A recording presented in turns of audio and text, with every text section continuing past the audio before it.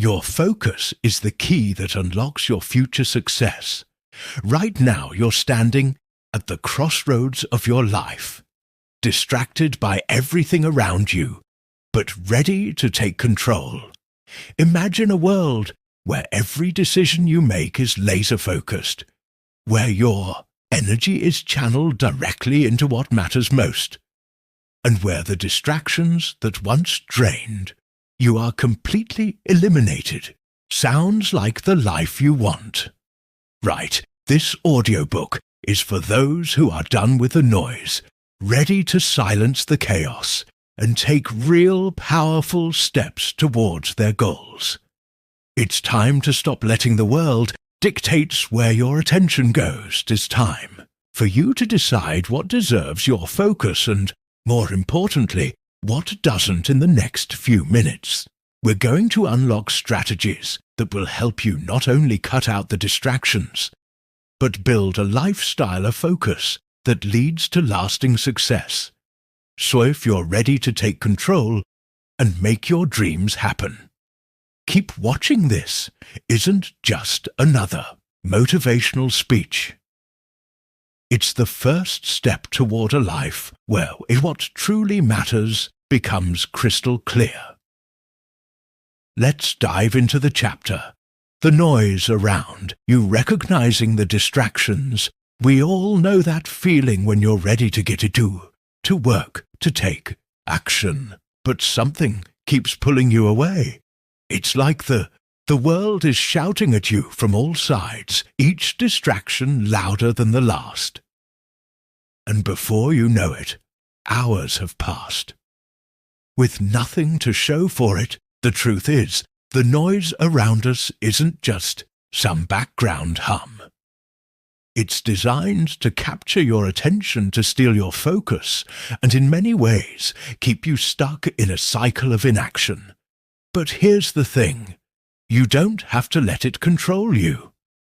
Noise can be cut out, your focus can be reclaimed, and when you do, you'll find that the key to success and personal growth has always been right in front of you. Every day we're bombarded with distractions from the moment we wake up.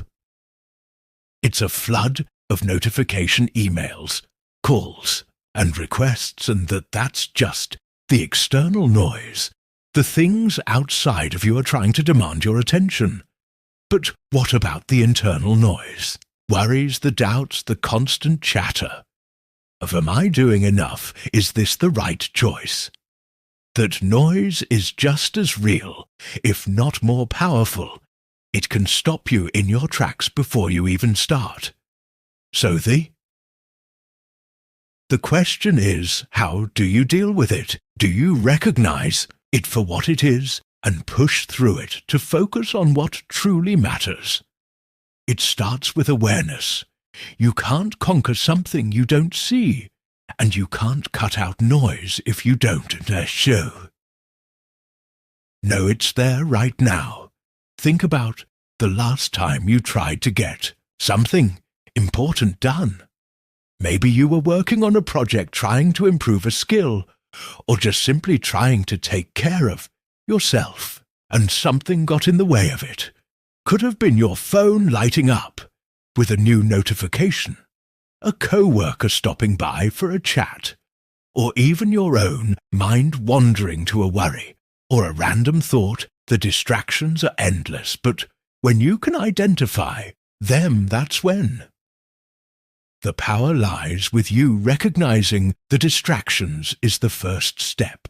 It's understanding what is pulling your focus away from your goals and your purpose. And it's more than just the obvious things like a noisy environment or a social media alert. It's the subtle things, too. The small habits we fall without even thinking. Checking your phone every minute, scrolling through an endless feed of updates, watching a show. To relax, but in reality, zoning out completely. These things steal your time, and more importantly, your energy. They don't just take up your time in the moment. They leave a lasting impact on Your ability to focus later is like a muscle that gets weaker with every interruption. But once you see the distractions, once you understand what's truly pulling you away, you gain the ability to change you, gain the power to gain control over your time and your attention. You can begin to make a choice. Do you allow the noise to continue running your life, or do you turn down the volume and focus on what matters thee? External distractions are often easy to spot. They're the things that demand your immediate attention. Your phone is buzzing. Someone is talking to you, and the TV is running. In the background, these are the things we usually think about when we talk about distractions. But the internal distractions are where the real battle lies. They're the ones that creep into your thoughts and often go unnoticed, worrying about the future, overthinking. Past events, comparing yourself to others. These are the distractions that can derail your focus without you even realizing it. And when your mind is constantly jumping from one thought to another, it becomes nearly impossible to focus on the task at hand. Now imagine, for a moment, what your life could look like if you cut out these distractions. What if you could eliminate the noise around you and channel your focus toward what really matters? What if you could start each day with a sense of purpose, knowing exactly where your energy needs to go? You'd start making progress. You'd start creating, growing, and achieving in ways you never thought possible. The truth is, every person has. This ability within them is not a matter of luck or chance. It's a matter of choice. And once you decide to take control of your focus, you'll start to see just how much more you're capable of. But it's not easy. The world is built on distractions. It's designed to keep you occupied, to keep your attention fragmented. And it's easy to fall into the trap of responding to every beep, every buzz, every call. But here's what successful people understand. Your ability to focus is your greatest asset. When you can cut out the noise, you create space for real productivity, for deep work, for meaningful results for you. Start to move in the direction of your goals with purpose and intent. So how did you start? It's about taking control of your environment, your thoughts, and your habits. You have to create boundaries and set limits on the things that can distract you. That means putting your phone on silent when you need to focus on choosing not to engage in conversations that drain your energy, and learn to say no to things that don't align with your purpose. It also means taking care of your mind, practicing mindfulness, focusing on the present moment, and training yourself to let go of negative or distracting thoughts. It's about building a habit of focus that becomes second nature. The process begins with small steps. It's about saying no to the things that aren't serving you, and saying yes to the things that matter. Every time you say no to a distraction, you're saying yes to your focus and the more you practice this, the easier it becomes. It's like building a muscle at a. It's hard, it feels unnatural, but with time you'll start to notice the difference. Your productivity will increase, your clarity will improve, and most importantly, you'll feel in control. Again, the noise won't seem so overwhelming anymore. You'll be able to see through the distractions and focus on what truly matters to you in the end.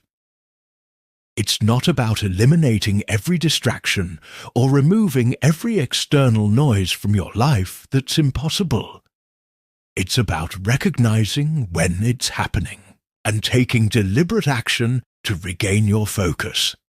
It's about deciding that your time, your attention, and your energy is too valuable to be wasted on things that don't matter.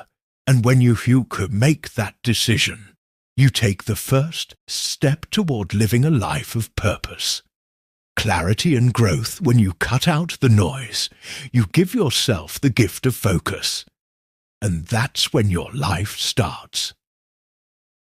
To change, you'll find yourself moving toward your goals faster. You'll feel aligned with your true desires, and you'll begin to experience the sense of fulfillment that comes from living in harmony with your own purpose. The distractions won't go away, but your ability to focus will become your superpower. And once you tap into that nothing can stop you chapter, Understanding Your Priorities, you have the power to control what happens in your life. Every single day is an opportunity to decide where you place your energy and how you choose to spend your time. The world will always try to pull you in a million different directions. People will ask for your attention, and life will throw distractions your way. But when you make a decision to focus on what truly matters, that's when your life will begin to shift in profound ways.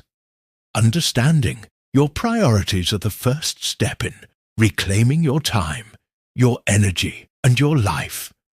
It's easy to get caught up in the noise around you, the demands of the things you think you should be doing, the expectations that come from society, from friends, from family. The problem is that most of the time we live our lives based on what other people.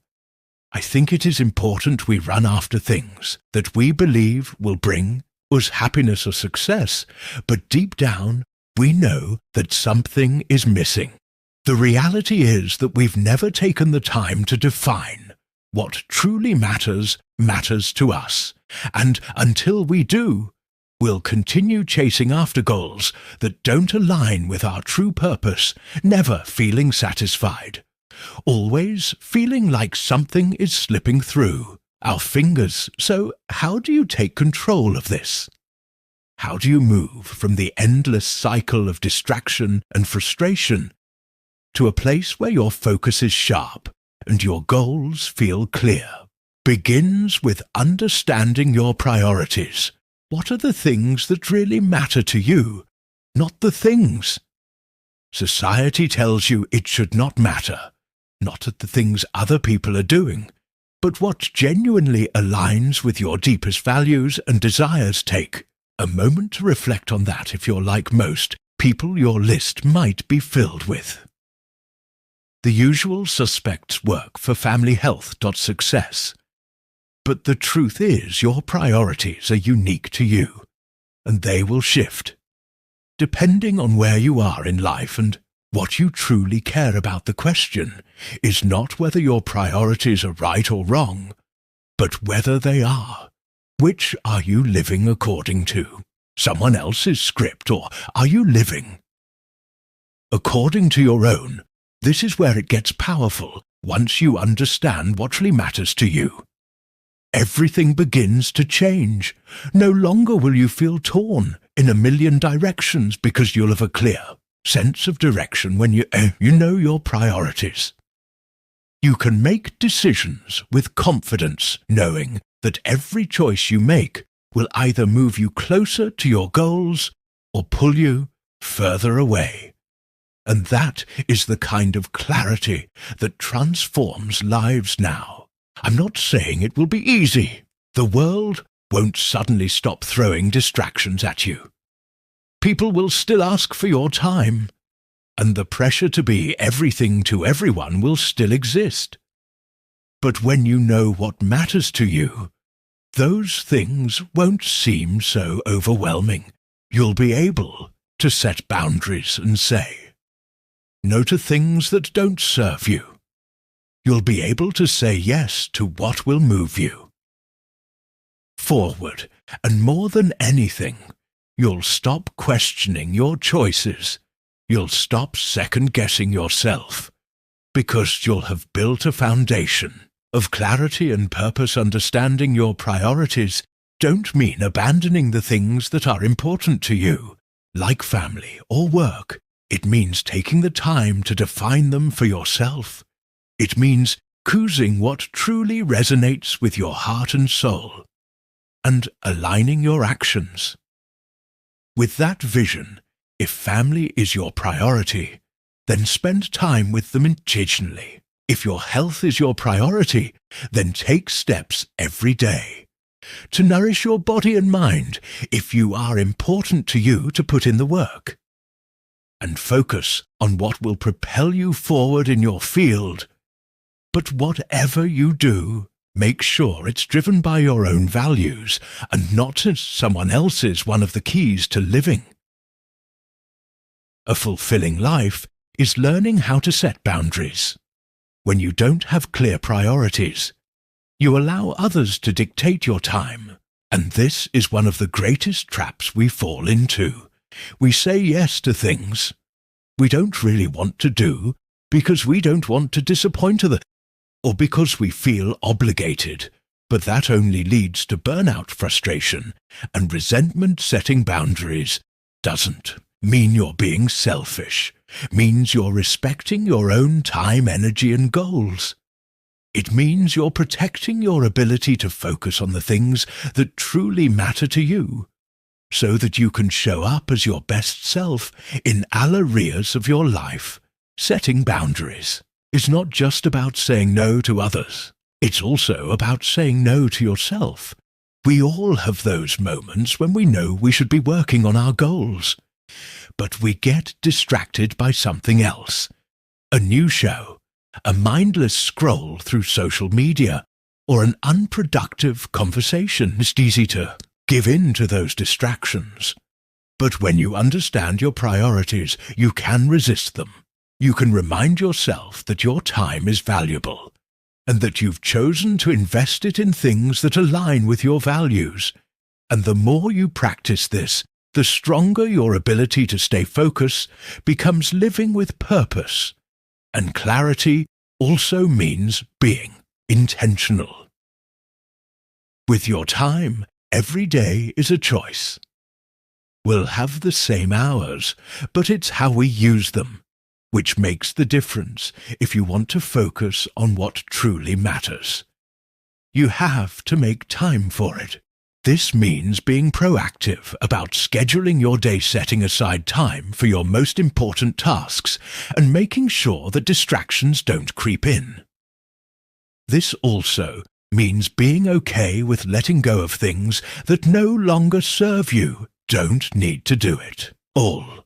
And you certainly don't need to do it all once you've identified your priorities and set boundaries.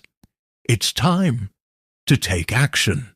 This is where the magic happens. Focus is not just about thinking about what matters to you. It's about doing something about it. You've created the space for focus. Now needs to be filled it with intentional action. This is where discipline comes in. It's the daily commitment to your goals. The small steps you take every single day that leads you toward the life you truly want. The beauty of understanding your priorities is that it gives you the confidence to make decisions without regret.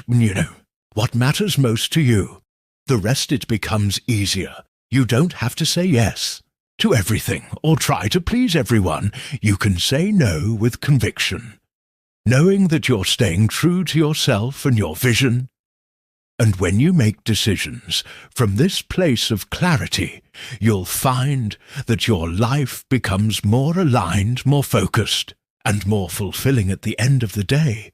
Life is about choices when you take the time to define what truly matters to you and make that your guiding principle. You'll begin to feel a sense of peace and satisfaction that comes from living in alignment with your true values. You'll stop chasing after things that don't bring you happiness, and you'll start building a life that is rich with meaning and purpose. The distractions won't disappear, but your ability to cut through them and stay focusing on what matters will give you the clarity and strength to succeed in everything you do. And that, my friend, is how you take control of your life. That's how you focus on what really matters. Chapter: The power of saying no to you have the power to transform your life.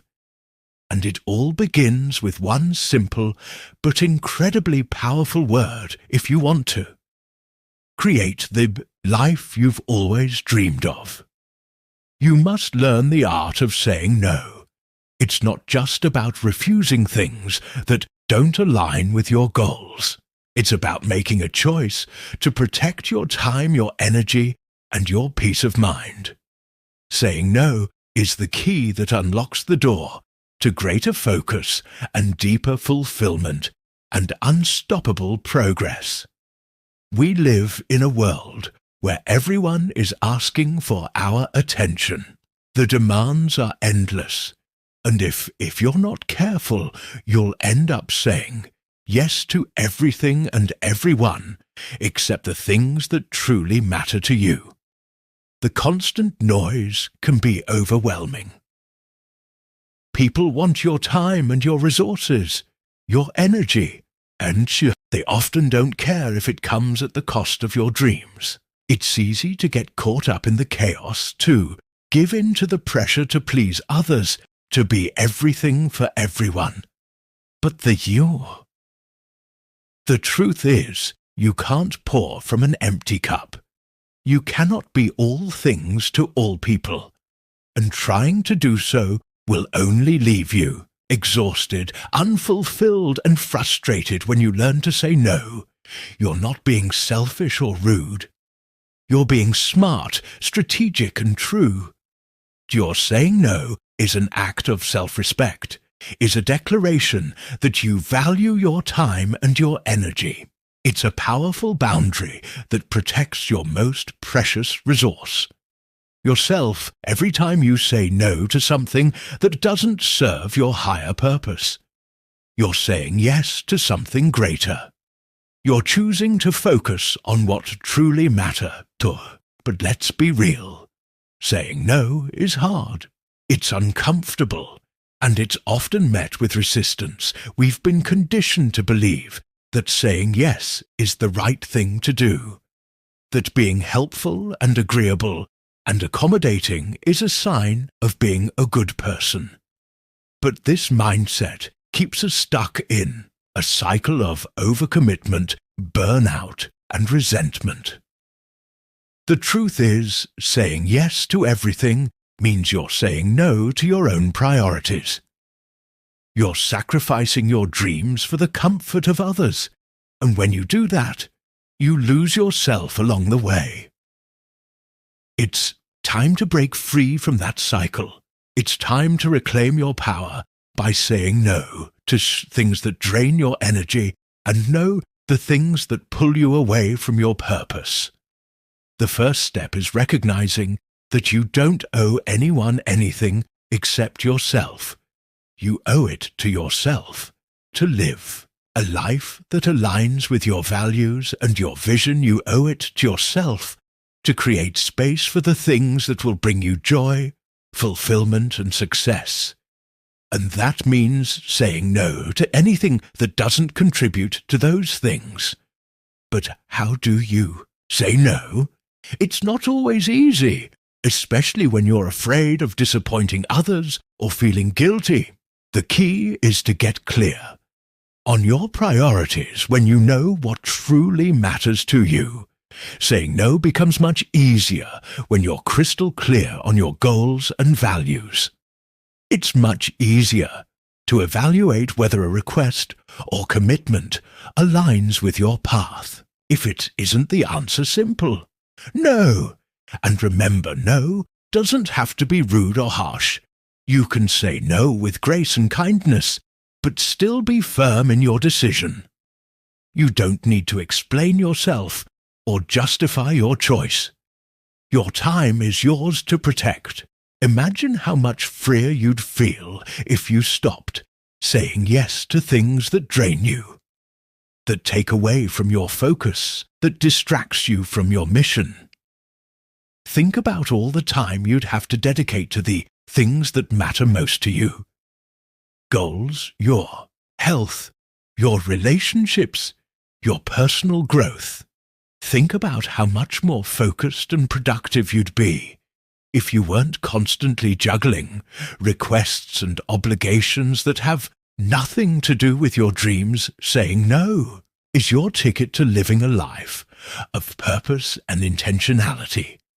But let's take this a step further.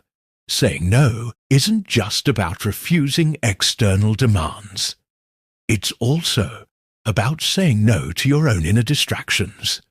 We all have that voice in our heads that tell us to procrastinate, to scroll mindlessly through social media, to put things off until tomorrow.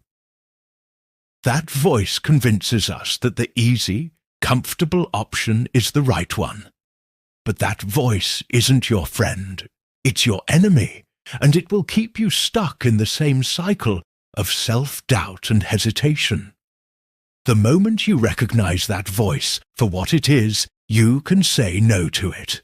You can silence it and choose to take action. Instead, every time you say no to that voice of resistance, you strengthen your discipline, your focus, and your resolve. Saying no also means setting boundaries with the people around you. It means having the courage to protect your time, your energy, and your peace, even if it disappoints others.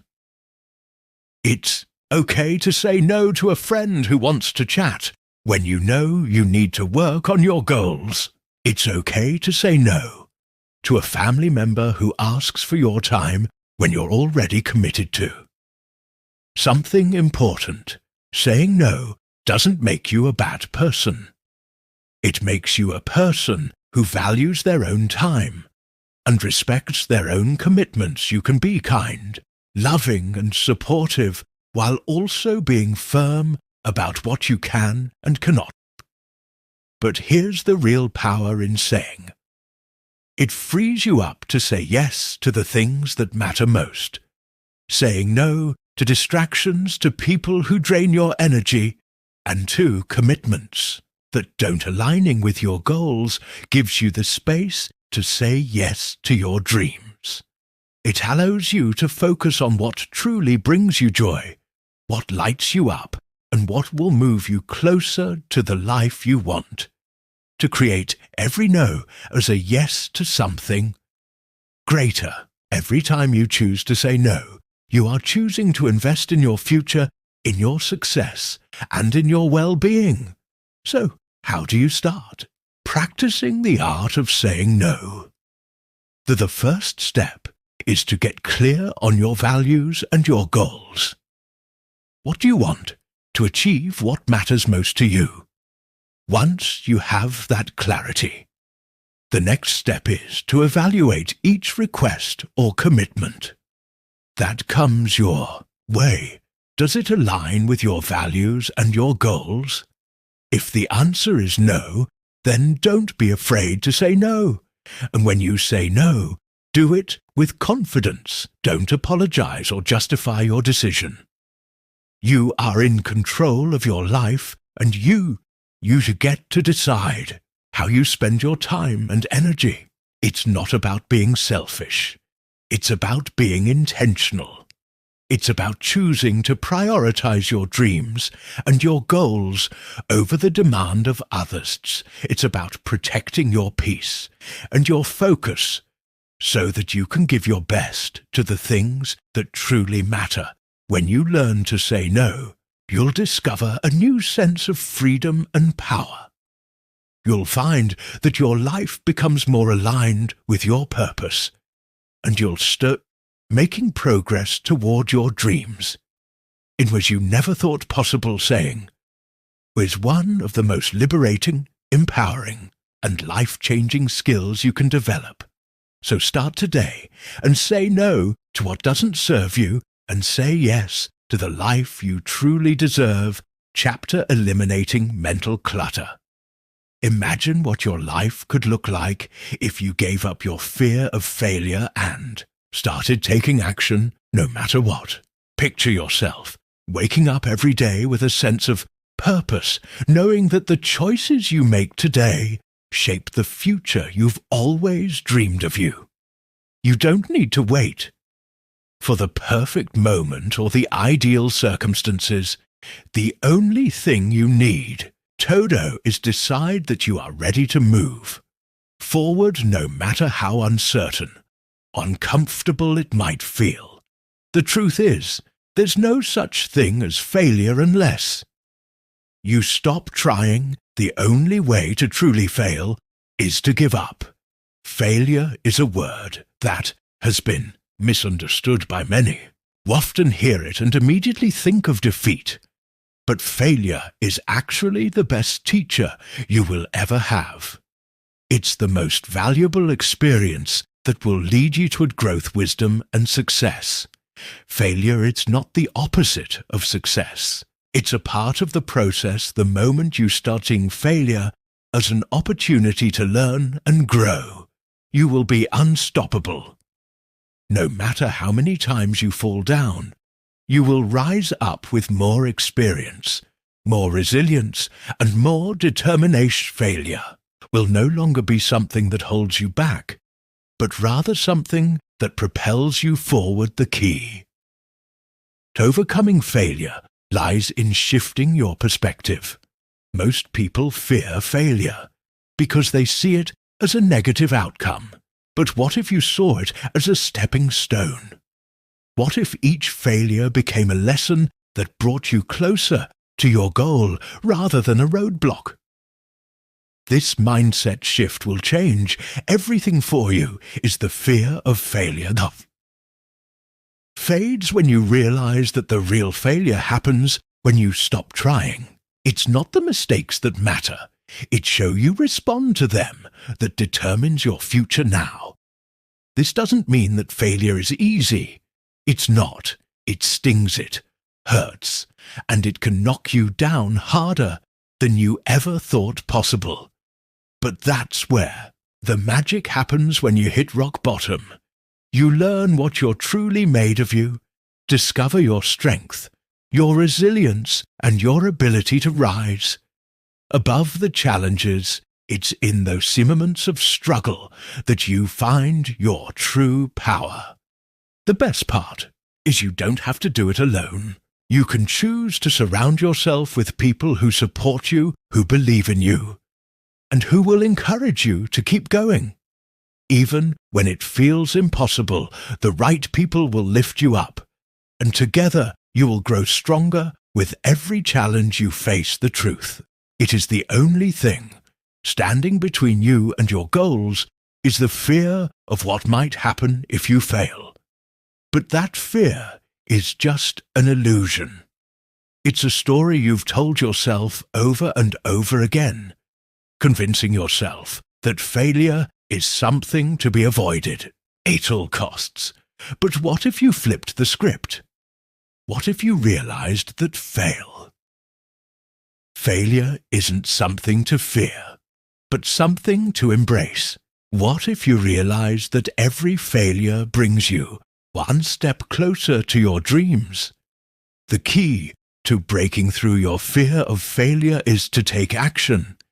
Action is the antidote to fear. When you start taking action, even if it's small, you begin to break the cycle of doubt and hesitation. Every step you take, no matter how small, is a victory. It's proof that you are moving forward, and with every step, your confidence grows, your fear lessens, and you begin to see failure for what it truly is, a part of the journey. One of the most powerful ways to overcome your fear of failure is to reframe your mindset. Instead of seeing failure as a negative, see it as feedback. It's not a reflection of who you are as a person. It's simply a reflection of what didn't work in a specific situation. When you reframe failure as feedback, You take the power away from it, you stop allowing it to control your emotions, and you start using it to your advantage. Each failure becomes a lesson in what to do better. Next time, it's like a roadmap guiding you towards success, showing you where to go and where to avoid. It's also important to remember that failure doesn't define you. You are not your mistakes, your setbacks, or your challenges. You are so much more than that. You are defined by your resilience, your ability to rise after each fall, and your unwavering commitment to keep going. Don't let a failure make you believe that you're not capable of success. Don't let one setback convince you that you're not worthy of your dreams. You are worthy, and you are capable of. The only thing that stands in your way is your fear of what might happen if you fail to truly embrace failure. You have to stop comparing your journey to others. We live in a world where it's easy to look around and see other people succeeding and think that we're falling behind. But the truth is, everyone's journey is different. No one has the exact same path, the same timing, or the same experiences. Comparing yourself to others is a trap that will only keep you stuck in self-doubt and frustration. Focus on your own path and your own progress and your own growth. Celebrate each step you take, no matter how small. Your journey is yours, and it's beautiful in its own unique way. Another key to overcoming failure is developing a growth mindset. People with a growth mindset believe that their abilities and intelligence can be developed through hard work, perseverance, and learning. They see failure not as a reflection of their abilities, but as an opportunity to improve and grow. When you adopt a growth mindset, you begin to see challenges as opportunities rather than obstacles. You become willing to push through the hard times, knowing that the challenge you face is preparing you for something greater. It's the road to success, not a straight line. It's filled with twists, turns, and detours, but each one brings you closer to where you need to. Embrace the journey and know that every failure is just another step in your evolution. Lastly, you must learn to trust yourself. You are more capable than you realize, and you have the strength and resilience to overcome any obstacle in your way. When you trust yourself, you stop second-guessing every decision and wondering if you're making the right choice. You start moving forward with confidence, knowing that you will figure things out along the way. Trust that you have everything you need within you to succeed. Trust that every challenge you face is an opportunity to grow stronger. And trust that no matter how many times, if you fall, you will always get back up, ready to try again. Failure is not something to fear. It's something to embrace, something to learn from, and something that will ultimately lead you to the success you desire. Is the only way. That is to stop trying, and you are not a person who gives up. You are someone who keeps going no matter what. So take action and embrace the lessons that failure brings, and trust that your success is waiting for you on the other side. Don't fear failure. Use it as fuel to drive you toward your dreams, and watch as your life transforms before your eyes. Chapter the role of technology in your life. In a world where technology is both a tool and a trap, it's easy to lose sight of why we even use it in the first place. It's all around us, infiltrating every moment of our lives, from the second we wake up to the moment we go to sleep. Our phones buzz, our computers ping, notifications pop up everywhere, and before we know it, Hours have slipped by. The irony here is that technology was designed to make our lives easier, yet it often feels like it's doing the exact opposite, making everything more complex, more overwhelming, and, in many cases, more distracting. But what if we could change the narrative? What if we could stop being slaves to our devices and start using them as tools to build the life we want? The reality is technology doesn't have to be the enemy. It doesn't have to control you, but you need to take control of it. You need to understand how it's affecting your life and what role it should truly play in your success. Think about it. Our devices are capable of incredible things. They can connect us with the world. They can provide us with information, and they can help us achieve a thing we never thought possible. But when we let them distract us from what really matters, they become a problem. Key is balance, and you're the one who's to set the boundaries. Let's face it, one of the biggest distractions in today's world is the constant flow of notifications every minute. There's something new demanding your attention. Email, a message, a tweet, a like, a new update from someone on your social media feed. It's endless, and if you let it, it will consume your day. You might think it's just a quick check. But here's the thing: every time you break focus to check your phone, it takes time for your brain to get back into the groove of what you were doing. The rhythm of your day gets interrupted, and your productivity suffers. But consequently, the biggest risk of all is the slow death of your ability to concentrate and create meaningful depth work. We've all experienced this. You start with good intentions. Maybe you want to work on that important projector. Maybe you want to get ahead on your goals. Then your phone buzzes, and you check it, and before you know it, you've lost minutes. Then maybe you scroll a little longer, because you see something that grabs your attention. Next thing, you know you've wasted a full hour. Does this sound familiar? It happens to the best of us, and the worst part is once you start down that path, it's hard to stop there. The brain loves stimulation.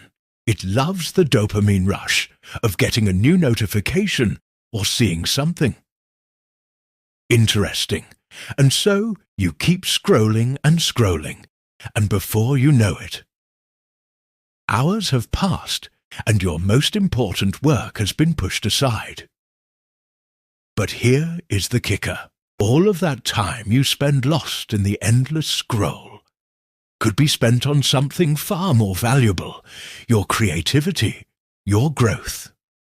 Your progress is the key to making technology to work for you, is to train your brain to prioritize what truly matters.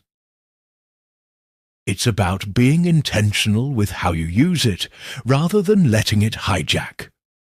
Your attention is one of the first steps you can take is to declutter your digital space, just like we clean and organize our physical environment. We need to do the same with our digital world. Do you really need every app on? Your phone is all of those emails, subscriptions, contributing to your goals, or are they just adding to the noise?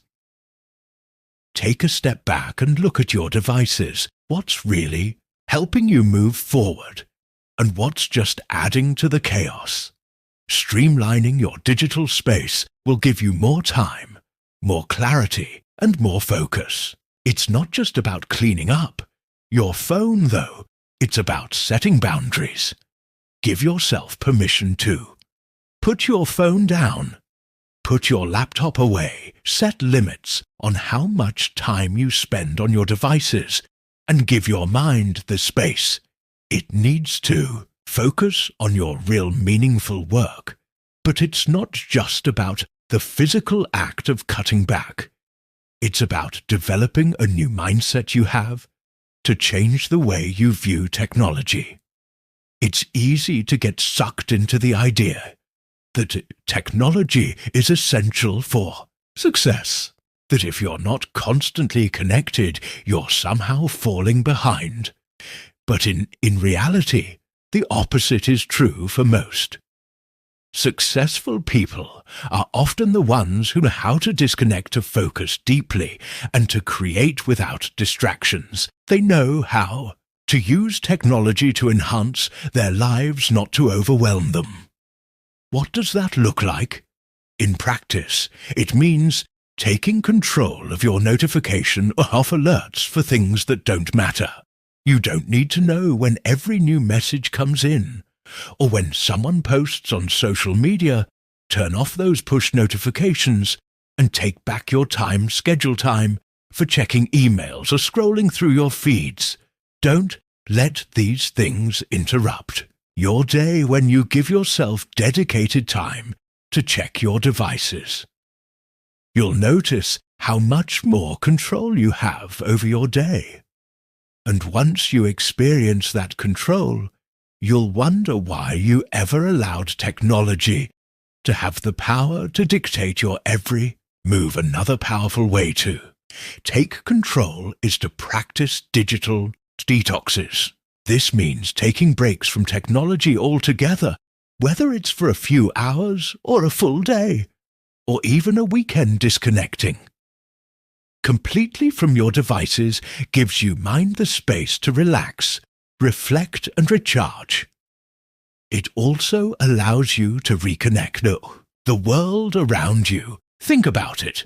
When was the last time you truly disconnected from everything? When it was the last time you sat in silence without checking your phone, without scrolling through your feed?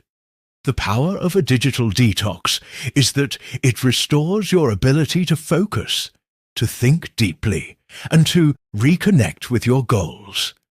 But the real magic happens when you start using technology intentionally instead of mindlessly scrolling. Start using your devices to move you closer to your goals, apps that help you stay organized, that remind you of your priorities, that help you track your progress. Listen to podcasts that inspire you, or watch videos that teach you something new. There's a wealth of information available at your fingertips, and it's up to you to use it in ways that serve you, not distract you. Ultimately, technology is just a tool, a powerful tool, but still a tool. It's not the solution to all your problems, nor is it the thing that will make you successful. Your success comes from your ability to use technology strategically, to focus on what truly matters, and to keep distractions at bay. The world may continue to speed up, but you have the power to slow down, to focus, and to create your best work. The key is mastering your relationship with technology and using it in ways that help you grow, not hinder you. When you do, that you'll find that technology can be your greatest ally, not your biggest enemy. Chapter 6. Decluttering your physical space. You've felt it before. Don't you have that weight on your shoulders when your environment is messy, chaotic, or cluttered? You might have convinced yourself that it's just stuff, that it doesn't really affect you. But deep down, you know it does every time. You walk into a room that's filled with clutter in your mind, immediately picks up on the chaos your thoughts get. Distracted, your energy feels scattered, and worst of all, you feel a subtle tension building that you can't quite put your finger on. But here's the truth. Your physical space has a direct impact on your mental clarity and your productivity, and your ability to focus on decluttering isn't just about cleaning up your environment. It's about taking control of your life, organizing your thoughts, and creating a space that supports your vision for success. Imagine walking into a room where everything is in its place. No piles of papers to sift through, no laundry scattered around, no unnecessary things crowding your desk. What do you feel? Calm, clarity, a sense of control. And it's not just in the room. It spreads through your mind. When your environment is organized, your thoughts become organized too. You feel like you have the space to breathe, to think, and to focus on what really matters. You begin to realize just how much clutter has been weighing you down, not just physically, but mentally as well. Most people underestimate the impact of their surroundings. They think that clutter is just a minor inconvenience or something. They'll deal with it later. But in reality, your physical space is a direct reflection of your inner world. If you're constantly surrounded by chaos, it's easy for your mind to fall into the same state. The clutter steals your attention, your energy, and your time you waste. Mental energy, just deciding where to start, where to put things, and how to deal with it all. But when your space is clean and organized, it frees up your mental capacity to focus on the things that truly matter. It's not about being obsessive or extreme. It's about creating an environment that supports your growth, your focus, and your success. Let's talk about the power of a clean workspace. It's no secret that the most successful people in the world understand the importance of their environment. They intentionally design spaces that inspire them, that help them stay focused and clear-headed. Think about it. How can you expect to achieve greatness if you're working in a space that drains your energy, that distracts you, or that makes you feel overwhelmed when you sit down? At a cluttered desk, it's not just your work that's scattered. It's your mind. You start to feel like you're drowning in things that need to be done, rather than feeling empowered to tackle your goals. But when you declutter, when you simplify, you give yourself the gift of clarity. You give yourself the space to create too. Think and to achieve decluttering isn't just about tidying up a room or throwing things away. It's about intentionally choosing what stays and what goes. It's about making sure that the things around you serve a purpose and support your goals. Take a moment to look around at your space. What's in it that's actually helping you get closer to where you want to go? What's distracting you, making you feel anxious or holding you back? The thing you keep in your space, whether it's physical objects or even digital. Clutter has the power to influence your mindset and your productivity. If your surroundings are filled with unnecessary distractions, your brain will struggle to focus. But if your space is clean, minimalist, and purposeful, you create an environment that encourages clarity. And action is one of the most powerful ways to clutter is by embracing the principle less is more. You don't need a lot of stuff to create a productive and inspiring space. In fact, sometimes the more you have, the more overwhelmed you. Feel free to start by getting rid of the things that don't serve you. The piles of paper. You've been meaning to go through the knickknacks that just sit there, collecting dust the clothes you never wear. Let go of them. Not only does it free up physical space, but it also clears up mental space when you let go of the things that no longer serve you. You make room for the things that truly matter. You're giving yourself permission. Focus on what's important and to release the weight of unnecessary distractions. But decluttering isn't a one-time task. It's a mindset. It's a way of life once. You experience the power of an organized, focused space. You begin to see how it affects every aspect of your life. You start to realize how much mental energy you were wasting on things that didn't contribute to your goals. You begin to see the value of simplicity and intentionality. And the best part is, it's not just about your workspace. When you declutter one area of your life, you naturally start to declutter others' relationships, your time, your digital space. All of it becomes more intentional, more focused, and more aligned with your goals. The impact of decluttering extends beyond your workspace. It affects your mindset when you clear away the physical distractions. You create mental space for creativity, focus, and clarity, and you begin to feel more in control of your life, more confident in your ability to move forward. It's like a weight has been lifted off your shoulders, and you can finally breathe deeply without the constant pressure of unfinished tasks or unnecessary clutter.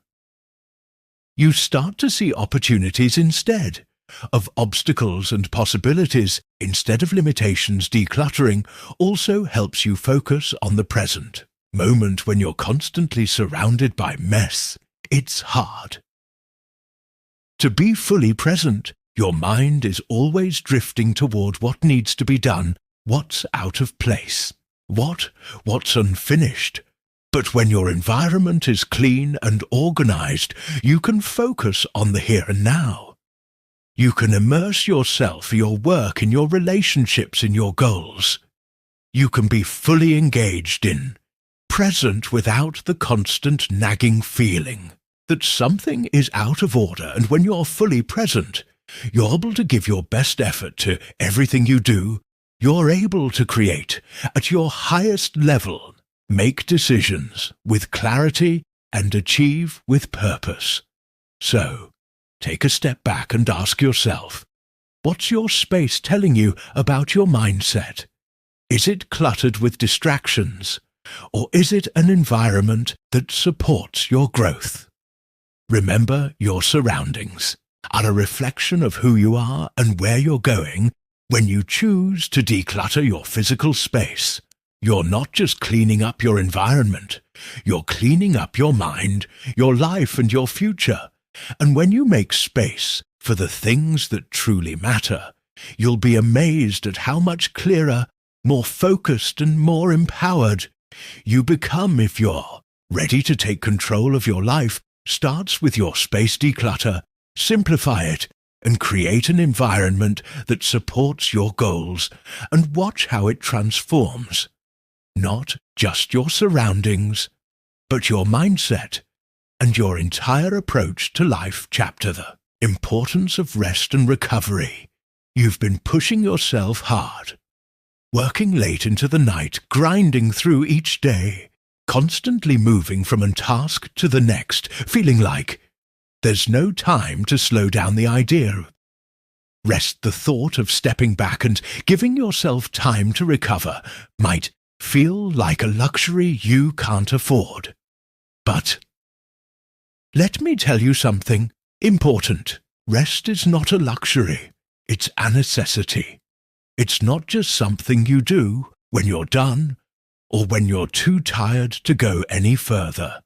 It's a crucial part of the process that allows you to push further, achieve more, and become the best version of yourself. When you hear people talk about success, they often focus on the hustle, the grind, the never-ending work ethic.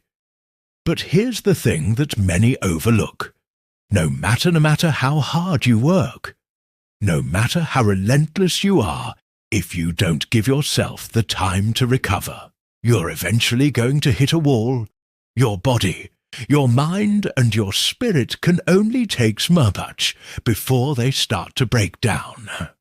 The fact is, rest and recovery are as important as the work itself. Without them, you can't expect to operate at your highest potential. You can't expect to give your best because you're constantly running on empty.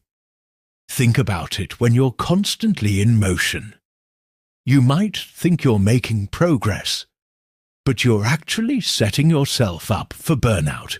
Your energy reserves get depleted and your focus starts to wane. You might be able to push through for a little while, but eventually your performance will suffer.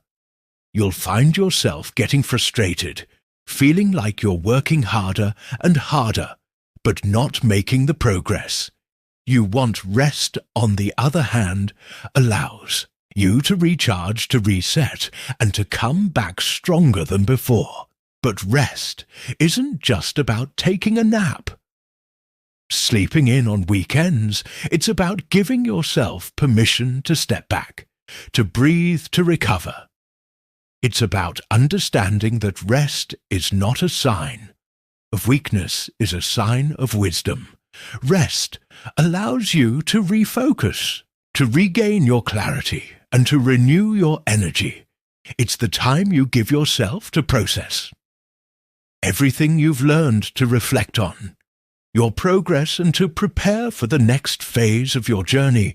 When you allow yourself to rest, you're not just taking a break from work, you're giving your mind and body the opportunity to grow. There's a reason for that. Performers, athletes, and successful people make rest a priority. They understand that working harder without rest only leads to diminishing returns. Turns out they understand that rest is what fuels long-term success.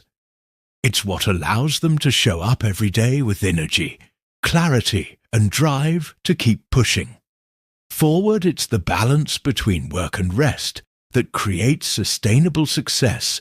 Without rest, there's no energy to work, with no creativity, no drive, no power. But the key to effective rest is understanding how to rest right. It's not about wasting time or procrastinating. It's about finding the balance that allows you to recover fully without feeling guilty or lazy. It's about understanding that rest is not a passive activity, but an active choice to charge, rebuild, and refocus when you're rested properly. You're investing in your future. You're preparing yourself to show up as the best version of yourself, not just for today, but for tomorrow and the days to come. Rest doesn't always mean sleeping. It's about engaging in activities that help you feel rejuvenated. It could be reading, meditating, going for a walk, or spending time with loved ones. It's about finding what helps you reset and renew your energy. Maybe it's something physical, like yoga, or stretching to release tension in your body. Maybe it's something creative, like painting, or writing to allow your mind to unwind. The key is to make sure that whatever you're doing, it is something that truly helps you feel restored, not just distracted. And here's the thing that many people don't talk about. Rest is essential for your mind's ability to focus. Without enough rest, your brain doesn't have the chance to process and consolidate all the information you've been taking in. You can't retain new knowledge. You can't make decisions with clarity, and you can't solve problems effectively. The brain needs time to recharge, just like your body does. And when you give it that time, it comes back sharper, more focused, and more capable of handling whatever challenges lie ahead. Another thing to consider is the mental aspect of rest. Often we push ourselves to keep going because we think we should be doing more, that there's always some we should be working on. But constantly pushing ourselves without rest can lead to a cycle of stress, anxiety, and burnout. You start to believe that if you're not working, you're not achieving. But the truth is, constant work without rest leads to diminishing returns. Your productivity decreases, your creativity wanes, and you lose the drive that got you started in the first place. When you allow yourself to rest, you also give your mind the chance to reset and recalibrate. You stop the endless cycle of work and stress, and you create space for your thoughts to flow freely. Your ideas become clearer in your solutions, become more effective, and your sense of well-being improves. Rest is like a mental reset button that helps you break free from the cycle of overwork and into a state of clarity and peace. True rest doesn't just refresh you, it actually enhances your performance. It's the quiet time that allows your mind to recharge, your body to recover, and your soul to find balance. Rest is an investment in yourself. It's the time you give yourself to replenish what you've given to the world, and the more you rest, the more you'll be able to give back to the world, whether that's through your work or your relationships or your personal growth. If you want to achieve lasting success, if you want to perform at the highest level day after day, then you need to make rest a priority. It's not something to feel guilty about. It's not a sign of weakness. It's a sign of strength and wisdom. And understanding rest is what allows you to keep going, to keep growing, and to keep evolving without rest. You're running on empty, but with rest, you're fueling your body and mind and spirit, to perform at your best. So take a step back, allow yourself to rest and see what happens. You'll be amazed at how much more you can accomplish when you're fully recharged, refocused, and ready to tackle the challenges ahead. Rest is the foundation for long-term success. It's what keeps you going when everything else feels like it's pushing you down. Chapter: Creating a daily routine that supports focus. You already know how important it is to focus. We all know that we should be more focused, more intentional, and less distracted. But what if I told you that the key to achieving this level of focus starts long before you sit down to work? It's not about just choosing to focus in the moment.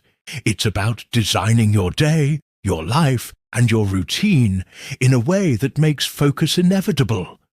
Your daily routine has the power to either strengthen your focus or sabotage it. The truth is, your routine is the silent force behind your ability to focus. It's the foundation that supports everything else you do, you see. Focus isn't something that just happens. It's something you create, it's something you train. It's something you carve out space for. And that starts with a solid intentional routine.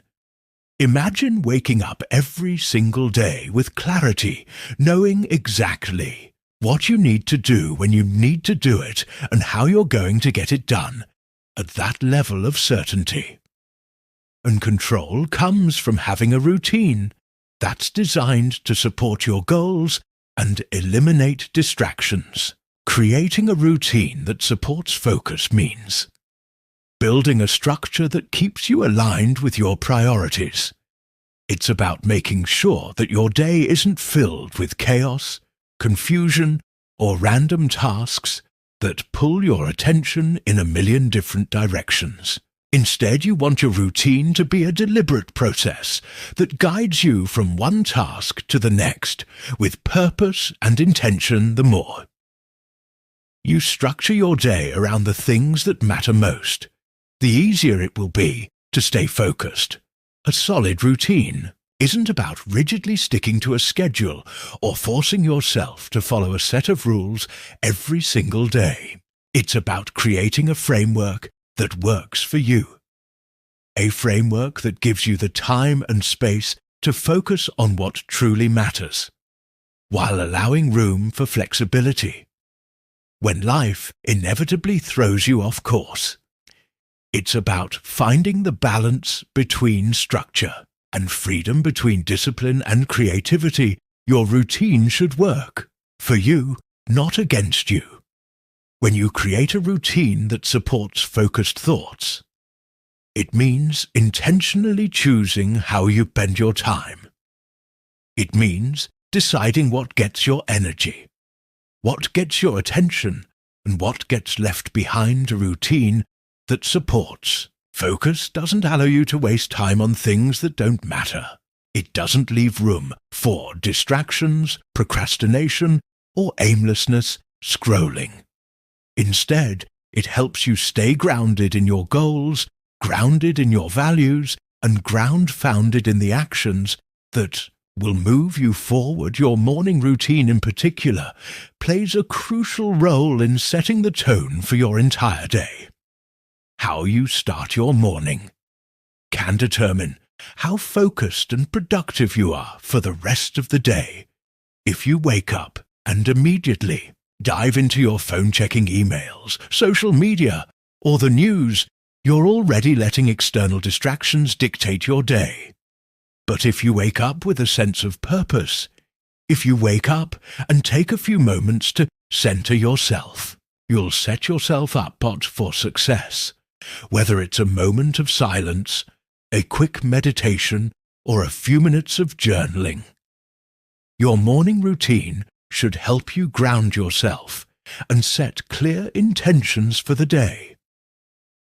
Ahead from there, your routine should flow in a way that helps you stay focused on your most important tasks. It's easy to get caught up in the small, unimportant tasks that don't actually move the needle forward. In your routine should help you prioritize the things that matter most and tackle them first. When you focus on the big, impactful tasks early in the day, you're setting yourself up for success. You're training. Your mind is focused on what's important, and you're doing it when your energy is at its highest. But it's not just about getting things done. It's about making sure that the tasks you're doing are alive with your bigger goals. It's about making sure that everything you do each day contributes to your overall vision. Routine that supports focus helps you make choices every day that move you toward your long-term objectives. It keeps you aligned with your purpose. Even when distractions try to pull you away, creating a routine that supports focus so means taking care of your physical and mental well-being. Your mind can't focus if your body is exhausted, run down, or stressed. That's why a focused, friendly routine must include time for rest, exercise, and self-care.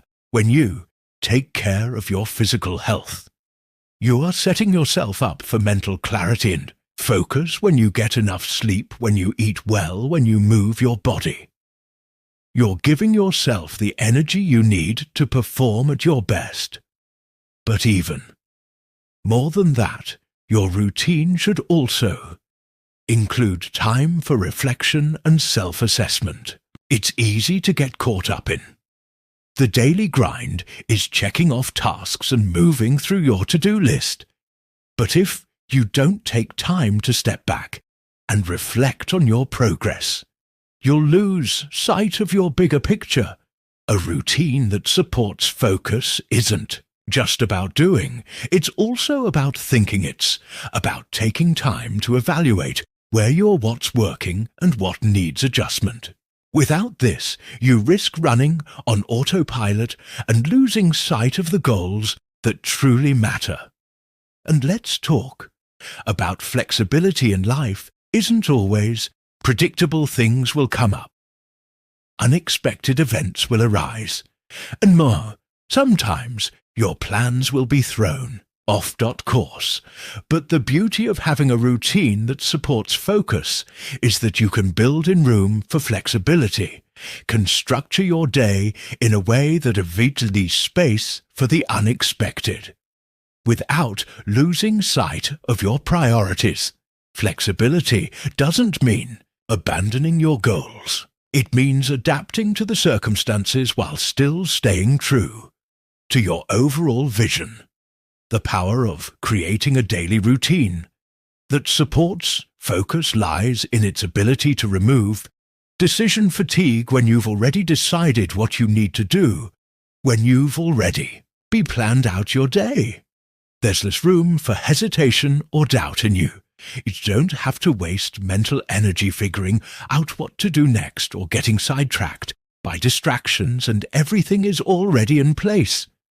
And all you need to do is follow the path you've set. This simplicity frees up your mind to focus on the task at hand without the constant pull of indecision or uncertainty, ultimately creating a daily routine that supports focus is about creating a life that's intentional, purposeful, and aligned with your goals. It's about designing your day in a way that naturally supports your ability to concentrate, be productive, and achieve your best when you have a routine that allows you to focus on the things that dear. You create the foundation for long-term success. You build momentum each day, step by step, toward your biggest aspirations. You stop letting distractions control your life, and you take charge of your own destiny if you want to create more focus in your life. Start by looking at your routine. Look at how you're spending your time, how you're organizing your day, and how you're setting yourself up for success. A strong routine doesn't just help you get more done.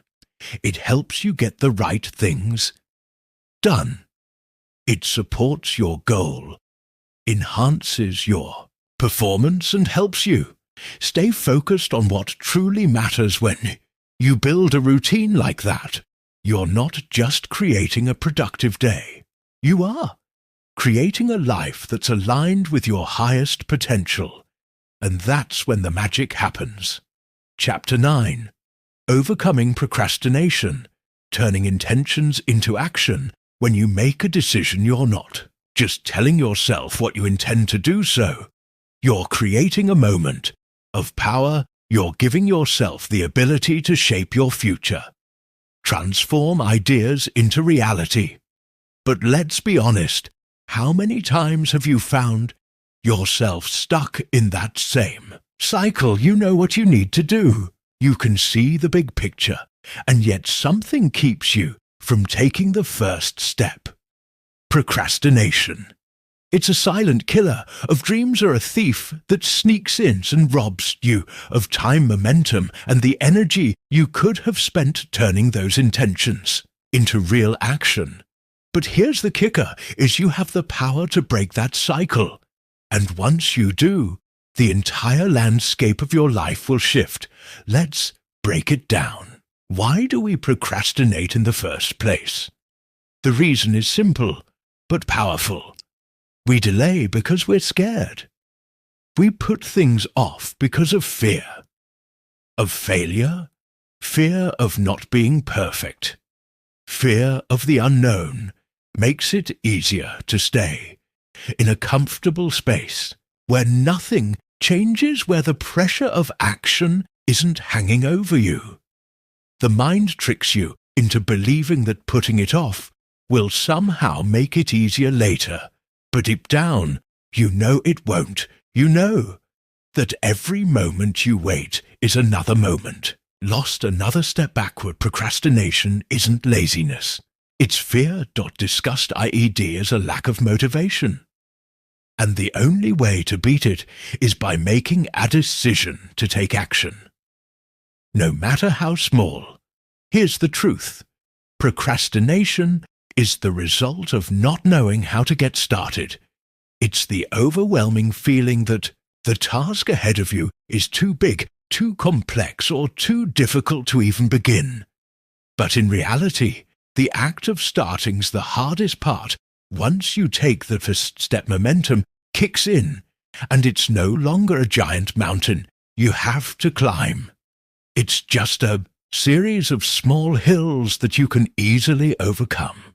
It's all about breaking it down into manageable steps. Stop looking at the big picture. Stop obsessing over perfection, and just focusing on what you can do right now, what's the first step you can take today is if you focus on the next small action. Suddenly, the mountain becomes a lot more like a molehill. It's easy to get caught up in the idea that things need to be perfect before you begin. We've all been there. We want to start a new project, a new habit, a new goal, but we get stuck in the planning phase. We waste time thinking about how to do everything the right way. But here's the thing. There is no perfect time, and there's no perfect way to start perfectionism. It's just another form of procrastination. It convinces you that if you can't do something perfectly, you shouldn't do it at all. With this mindset, paralyzes you and keeps you from moving forward. The truth is, perfection is a myth. Action, on the other hand, is real. It's the only way to make progress, and progress, no matter how small, it's always better than standing still the moment you realize that the most important. The thing is to get started imperfectly, messily, however you can. The weight of procrastination lifts when you stop, waiting for the perfect conditions, and just focus on doing what you can with everything you have. Everything starts to shift. You don't need to have everything figured out. You don't need to know every single detail of the plan. You just need to take that first step. And once you take it, the next one becomes easy, and the one after that is even easier, but it all starts with the decision to act. You can't let fear dictate your life. Every time you put something off, you're allowing fear to win. But what if you shifted your mindset and saw action as the antidote to fear, instead of seeing the task ahead as something to be feared? Start seeing it as an opportunity to conquer, that's fear, to grow, to become the person you want to be. When you take action, you're proving to yourself that you are capable, that you are in control. And the more action you take, the more you begin to trust yourself and your abilities. It's not about being fearless. It's about feeling the fear and doing it. Anyway, that's how you break the procrastination cycle. That's how you turn your intentions into results. Have to recognize that inaction is a choice, just like action is every time. You choose to delay. You're choosing not to move forward, and that choice doesn't just impact your day, it impacts your life. The longer you wait, the further away you get from your goals. But the moment you choose action, even in the smallest way, you're moving closer to the very thing you want. Every single day that you make the decision to act is a day that brings you closer to the person you want to become. So, stop waiting for the perfect moment. Stop waiting for things to align perfectly. The best time to act is right now. What happens when you start taking action on everything begins to shift. You'll find that the fear you were so afraid of begins to lose its power. You'll start to feel confident, energized, and motivated. Every little step you take creates a new layer of momentum that propels and pulls you forward. And that momentum is the key to defeating procrastination for good. Because once you start, you'll realize that it wasn't as hard as you thought. It wasn't as scary as you imagined. The task that once felt overwhelming suddenly seems manageable, even easy, because you've broken it down. You've tackled the first step, and now you can keep going. But here's the most important part. When you make the decision to act, when you push through the resistance, when you stop letting procrastination control you, you're sending a powerful message to yourself You're telling yourself that you're capable, you're strong, and you're in control of your life, and that confidence spills over into every area of your life. The more you take action, the more you build trust in yourself, and that trust becomes the foundation for everything you do. Moving forward, procrastination is not something that can be eliminated overnight. It's a habit, and habits take time to break. But once you begin to recognize the pattern you start understanding that procrastination is simply fear in disguise. You can begin to make choices that lead to action. And when you consistently choose action, you'll create a life where procrastination no longer has a hold on you. You'll turn your intentions into results, and you'll do it one step at a time. And soon the life you've been dreaming of will no longer be a distant vision. It will be your reality. Chapter Developing Mental Resilience to Stay on Track. The truth is, life isn't going to be easy. It's not going to follow a perfect script, and it won't always give you the outcome you want it when you want it if you're waiting for a life of ease, comfort, and certainty. You'll be waiting forever for what you need. To focus on instead is developing the mental resilience to face whatever comes your way, no matter how difficult it may. It seems mental resilience is the key to staying on track. No matter what challenges arise, it's the ability to stay strong, to keep going when others would quit, and weather every storm life throws your way with the strength to push forward. And let me tell you this: mental resilience isn't just something you're born with. It's something you can build, and once you understand that, you'll never be the same as most people. Think that to achieve something great, all they need is talent or luck. But here's the reality: talent will get you so far, but mental resilience will take you across the finish line.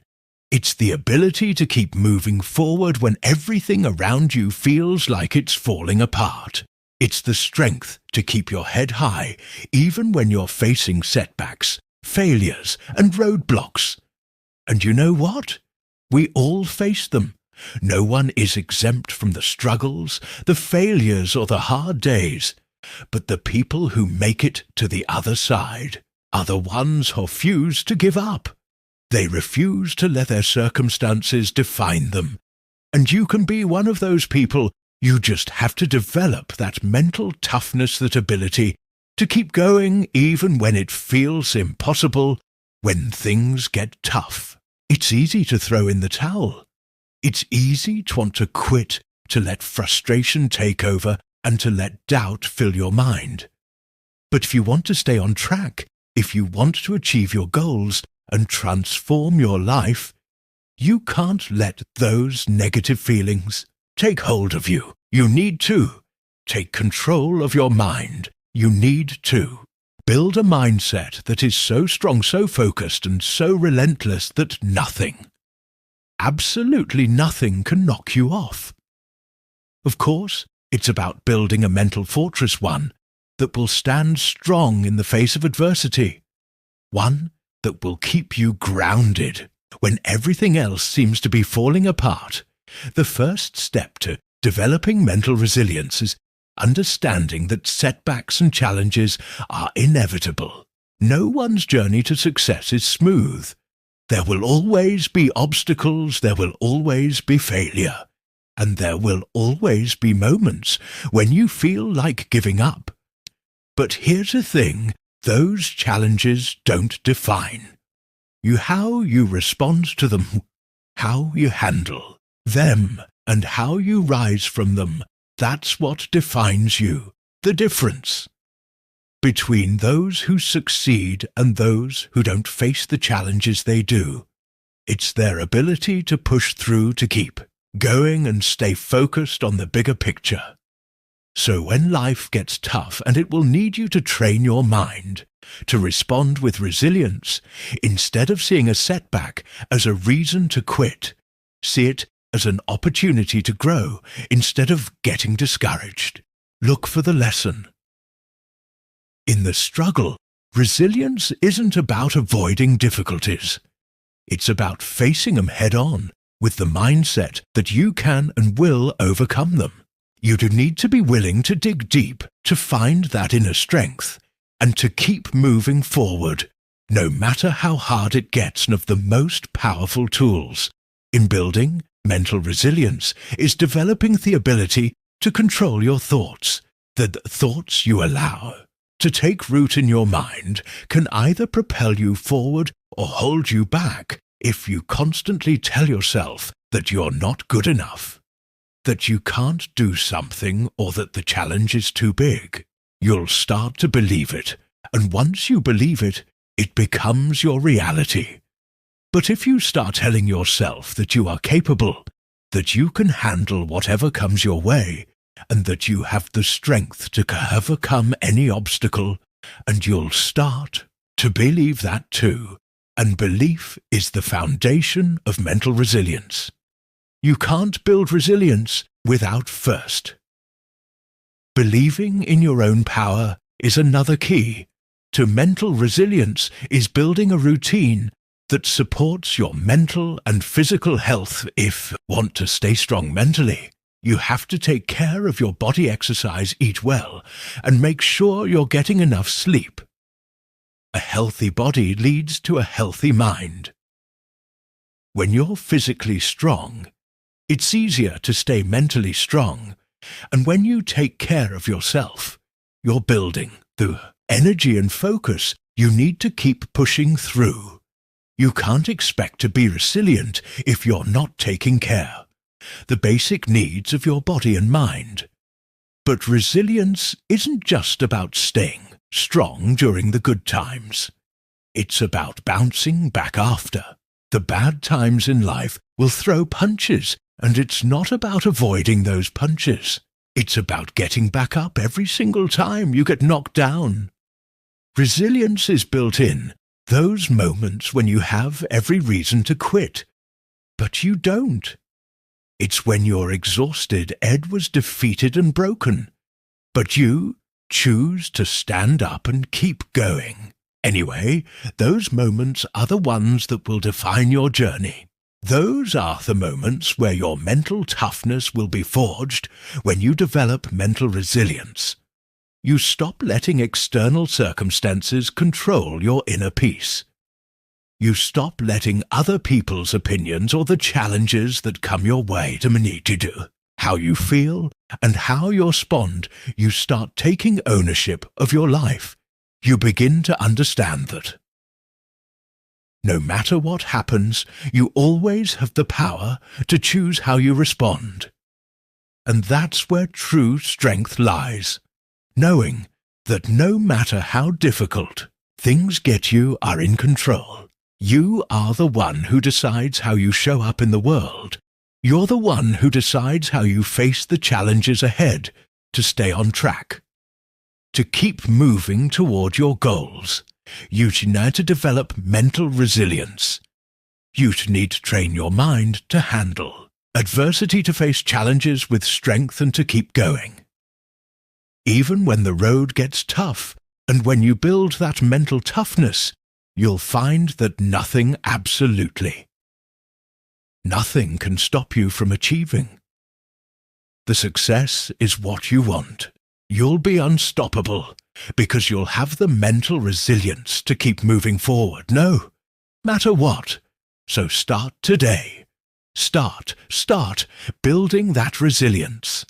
Start developing that strength, and start creating the life you've always wanted. Chapter: The Art of Prioritizing Deep Work.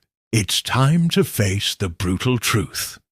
Most people waste their lives bouncing from task to task, caught in a whirlwind of distractions, never truly accomplishing what matters. They work endlessly, checking off items from their to-do lists, but when they look back, they haven't made any meaningful progress. They haven't achieved their greatest potential. They haven't done the deep focused work that truly changes the game. But here's the thing. If you're going to rise above the crowd, if you're going to truly stand out, you need to master the art of prioritizing deep work.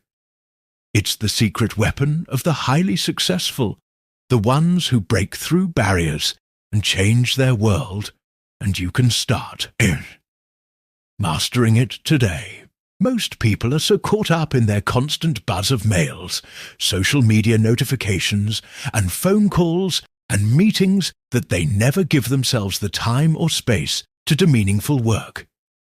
They're constantly jumping from one small task to another, filling their time with low-level activities that give them a false sense of accomplishment.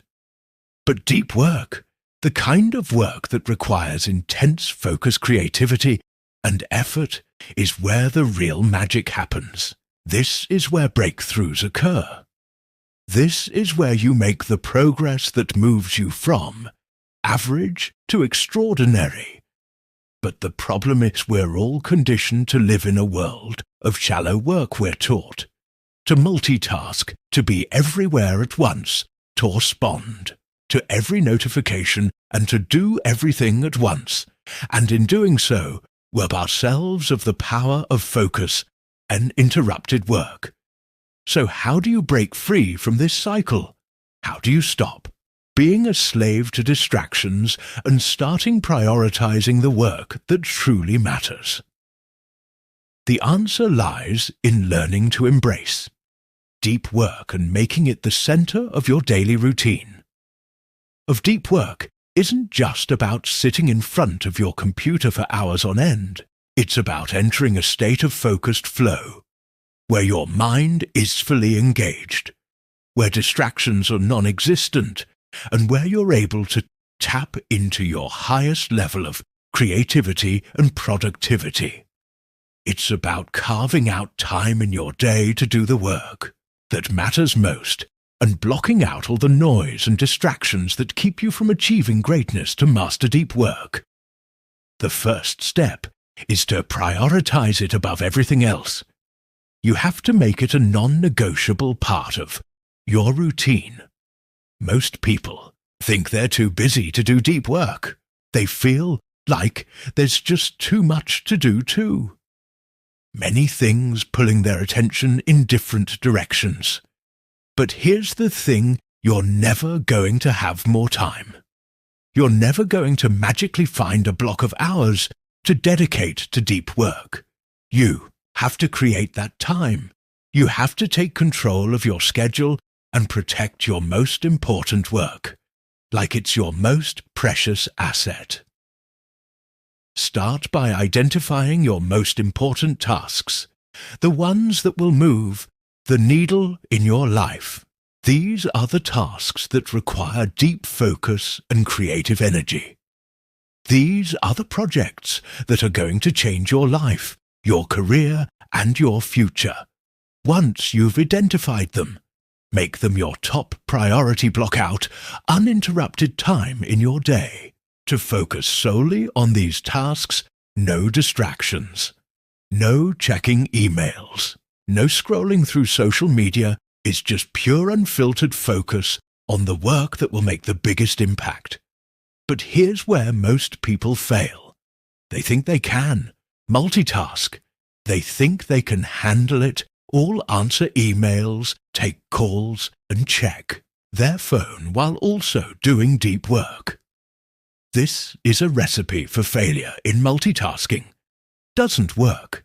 It's a myth. The brain simply isn't built to focus on multiple things at once when you try to juggle everything. You end up doing everything poorly.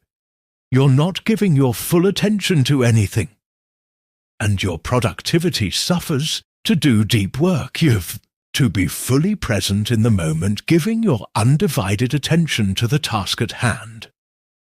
One of the biggest obstacles to deep work are the constant barrage of distractions in today's world.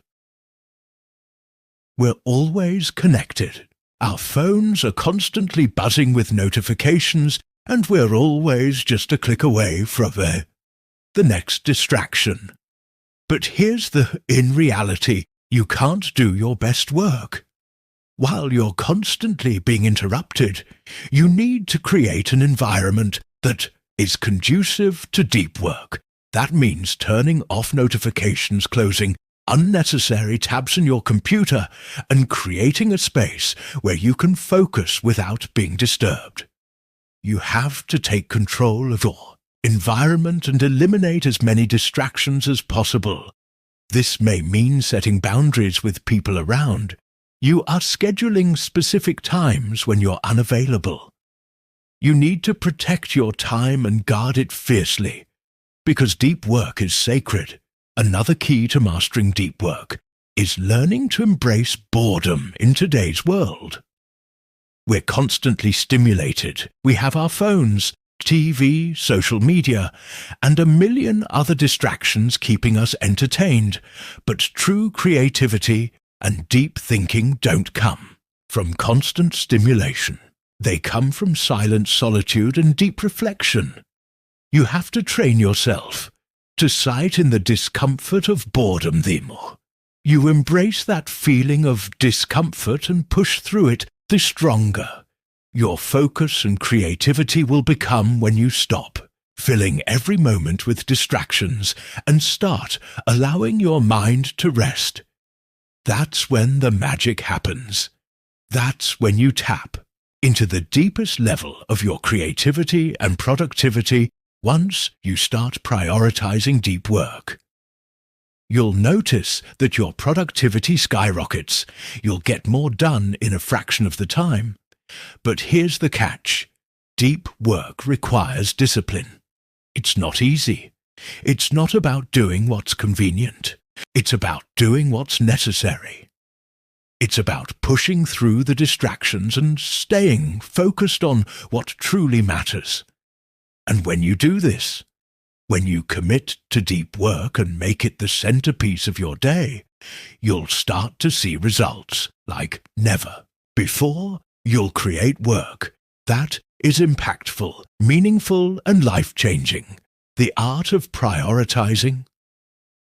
Deep work is the key to unlocking your full potential. It's the secret to becoming the best version of yourself. It's about carving out the time and space to do the work that matters most, the work that will take you to new heights, the work that will make a real difference in your life. So stop wasting time on shallow tasks. Start prioritizing the work that requires your deepest focus, and watch how your life transforms. When you make deep work a priority, nothing can stop you from achieving greatness. Chapter Building a Supportive Network. For focus when you surround yourself with the right people. It's like stepping into a new world, where everything aligns, your energy is amplified, and the journey towards success suddenly feels a little bit easier. The truth is your focus, your productivity, and your personal growth are heavily influenced by the people you choose to spend your time with. It doesn't matter how much potential you have or how hard you work. If you're surrounded by the wrong people, it will be that much harder to stay focused, motivated, and achieve what you're truly capable of.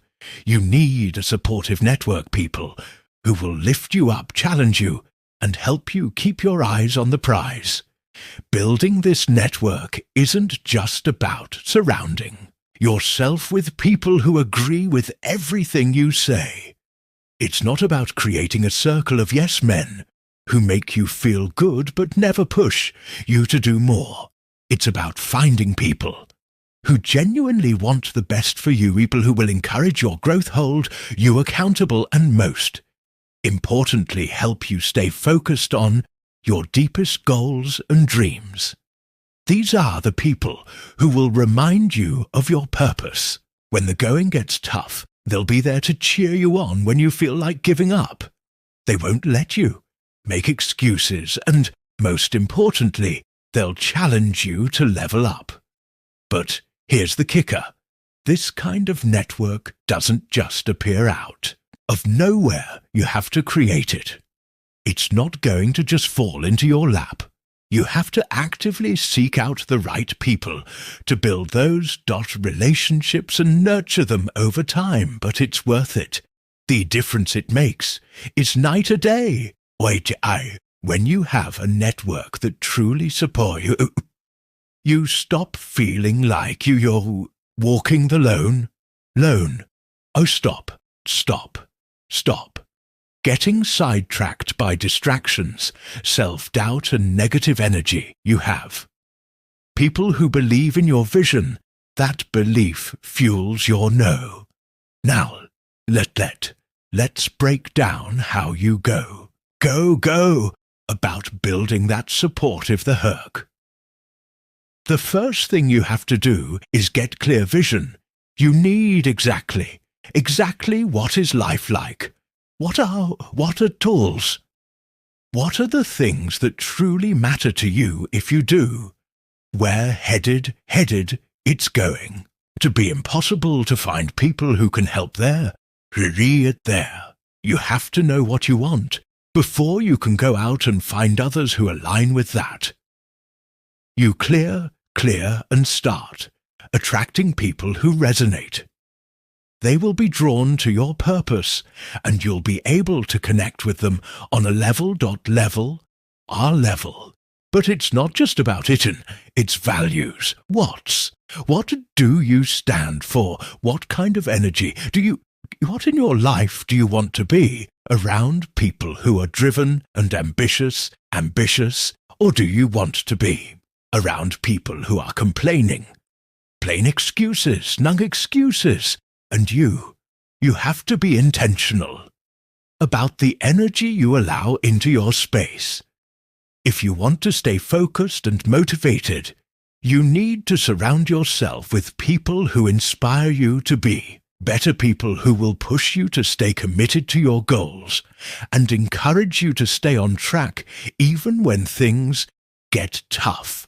Another critical aspect of building a supportive network is accountability. Everything when it comes to staying focused.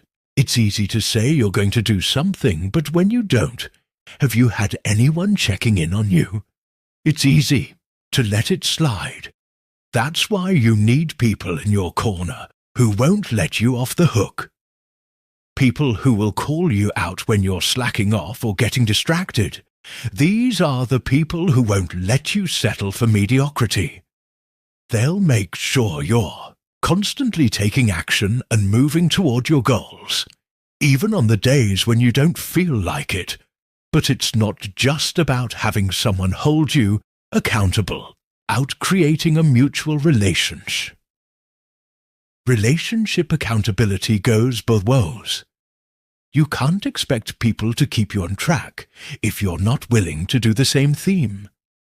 This creates a powerful dynamic where everyone is lifting each other up. When you're both pushing each forward, there's an energy that heartbeat. You keep each other honest.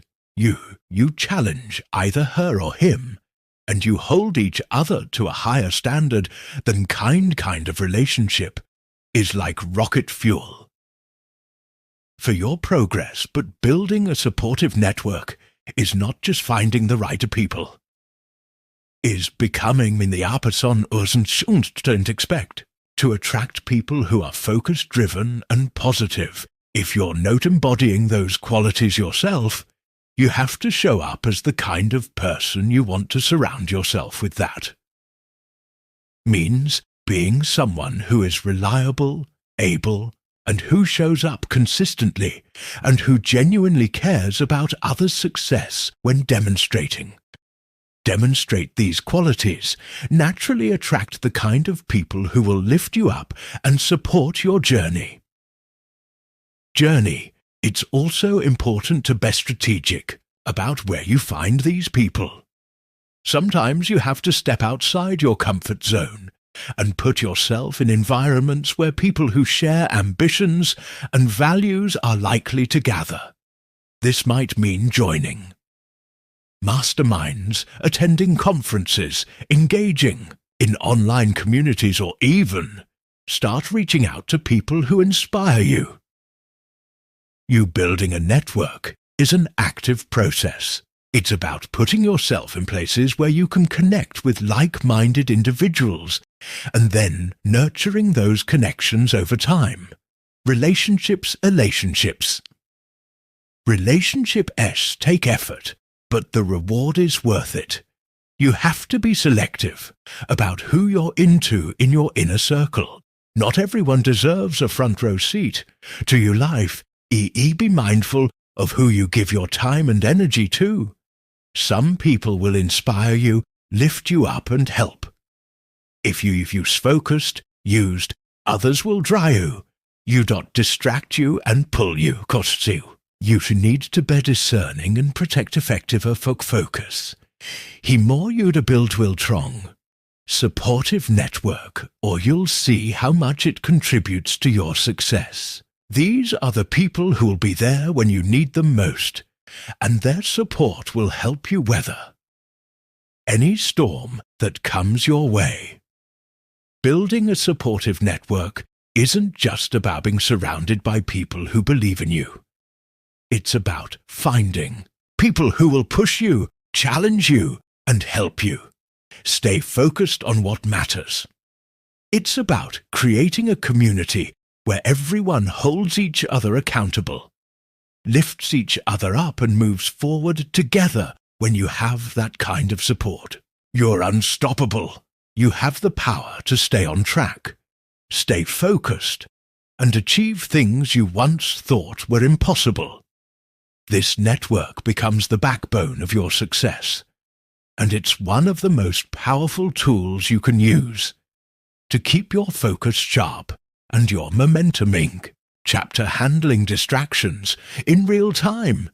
Imagine you're in the middle of an intense focus session, your mind locked on the task at hand, your body energized, and everything seems to be falling into place, and then out of nowhere a distraction hits. It could be something small, a notification on your phone, a sudden thought about a task you forgot to do, or even someone walking into the room, asking you a question. Before you know it, you're pulled away from the work that mattered. Now, you're standing at the edge of your productivity, trying to figure out how to get back to that powerful flow. What did you do? How do you stay on track? How do you handle those distractions in real time without letting them completely derail you? The truth is, distractions are everywhere. They're built into the world we live in. They're part of the landscape of modern life. Whether it's the constant buzzing of your phone, the pull of social media, or the pressure of other people's demands, distractions are a reality you can't escape. But the good news is you can learn how to handle them. You can train yourself to stay in control, to remain focused even when the world around you is trying to pull you in a million different directions. It's about mastering the art of real time.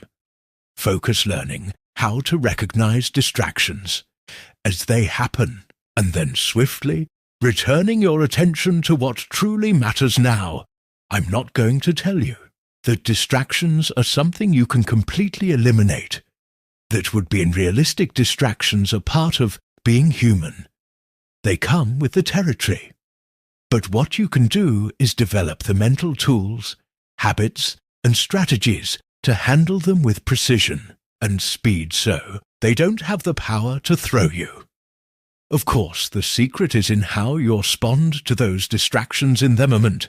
That's what separates the people who get stuff done from the people who constantly feel overwhelmed and scattered.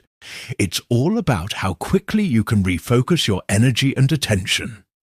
The first step in handling distractions is developing an awareness of them. It's easy to get caught up in a distraction. Without even realizing it, you might think you're still focused, but if you're really honest with yourself, you'll realize that a part of your mind is no longer where it needs to be.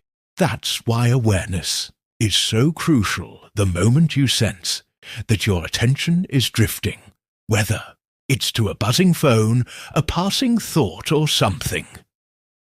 Someone just say, acknowledge it immediately. Recognize that you're being distracted. Don't try to ignore it or push it away. This is the first step to regaining control. The longer you let a distraction unnoticed, the more power it has over.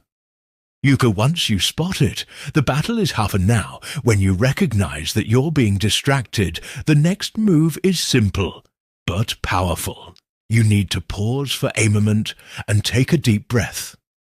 It sounds so basic, but this simple act of pausing can do wonders. It creates space between you and the distraction, allowing you to decide how you want to respond. You're not longer at the mercy of the distraction. You're in control in that moment. You have the choice to either give in to it or return to the task at hand, and this is where the magic happens. The ability to make that choice once you've acknowledged the distraction and taken a breathe. It's time to gently guide your attention back to where it belongs. The key word here is gently, not beat yourself up for being distracted. Don't get frustrated or angry, just gently. Redirect your focus. Think of it like re-entering yourself. You might tell yourself something like, okay, that was a distraction, but I'm back now. Let's get to work. It's a calm, reaffirming thought that gets you back on track without unnecessary emotional turmoil.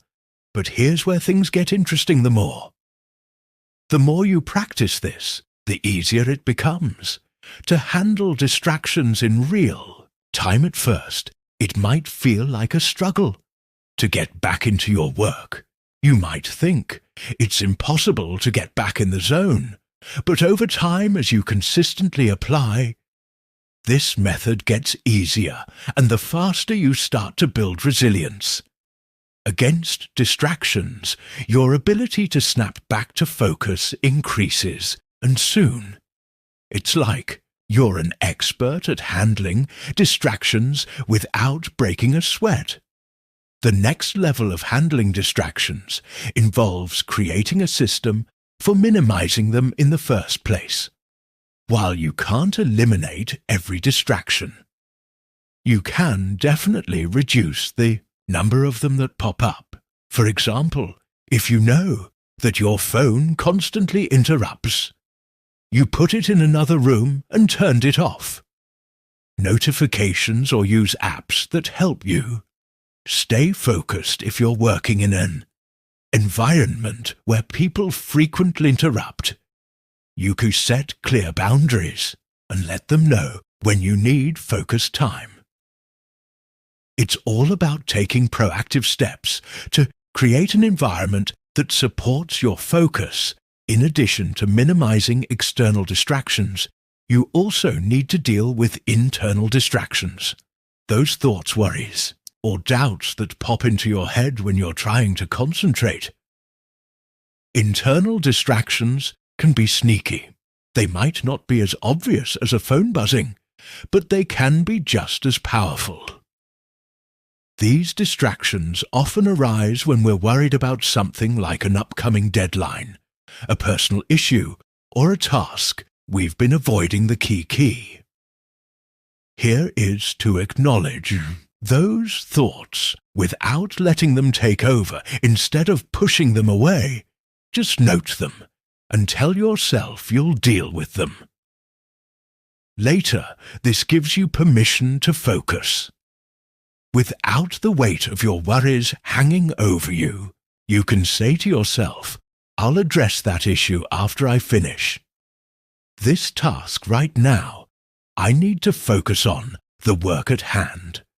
The more you practice this approach, the more you'll realize that handling distinct actions is about building a muscle of awareness discipline and self-control. It's about being able to catch yourself when your mind starts to wander and immediately return to your task. It's about having the confidence to know that no distraction, no matter how big or small, can break your focus if you don't. Allow it to be one of the most powerful aspects of mastering distractions are the ability to use them as opportunities for growth every time you're distracted. It's a chance for you to strengthen your mental disciplines. It's like a mini-test that prepares you for the bigger challenges ahead, instead of seeing distractions as setbacks. Start viewing them as a reminder of how far you've come. Each time you return to your work you're building, the mental resilience is necessary for greater focus and productivity in the future. Remember, distractions will always be a part of your journey, but how you handle them is what defines your success. By building awareness, pausing to reset, and creating systems to minimize them, you'll find that distractions no longer have the same power over you, and soon enough, you'll realize that staying focused in real time isn't just a skill. It's a mindset that can help you achieve anything you set your mind to. So the next time a distraction tries to pull you away, remember you have the power to stay in control, to stay focused, and to keep pushing forward toward your goals. Chapter: Turning your focus into a superpower. Imagine a moment where your focus is so sharp, so laser-like, that nothing can break it. The world could be burning down around you, and yet you would remain calm, grounded and deeply absorbed in what you're doing. There's no distraction that can touch. You have no interruption that can pull you away from your task, because you've mastered the art of focus. And here's the most incredible part of it all. This kind of focus isn't just a skill, it's superpower. A superpower that once you harness it, it can elevate your life in ways you never thought this was possible. This isn't about learning how to focus for a few minutes at a time, or struggling through distractions every second. This is about training your mind to reach a level of focus where it becomes a fortress, where you can tune out the noise of the world and put all your energy into what truly matters.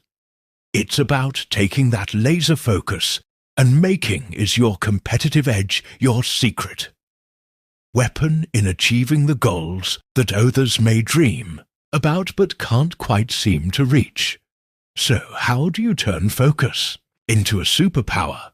The answer lies in one simple concept: consistency. It's not enough to focus for just a few moments and then lose your grip on your attention.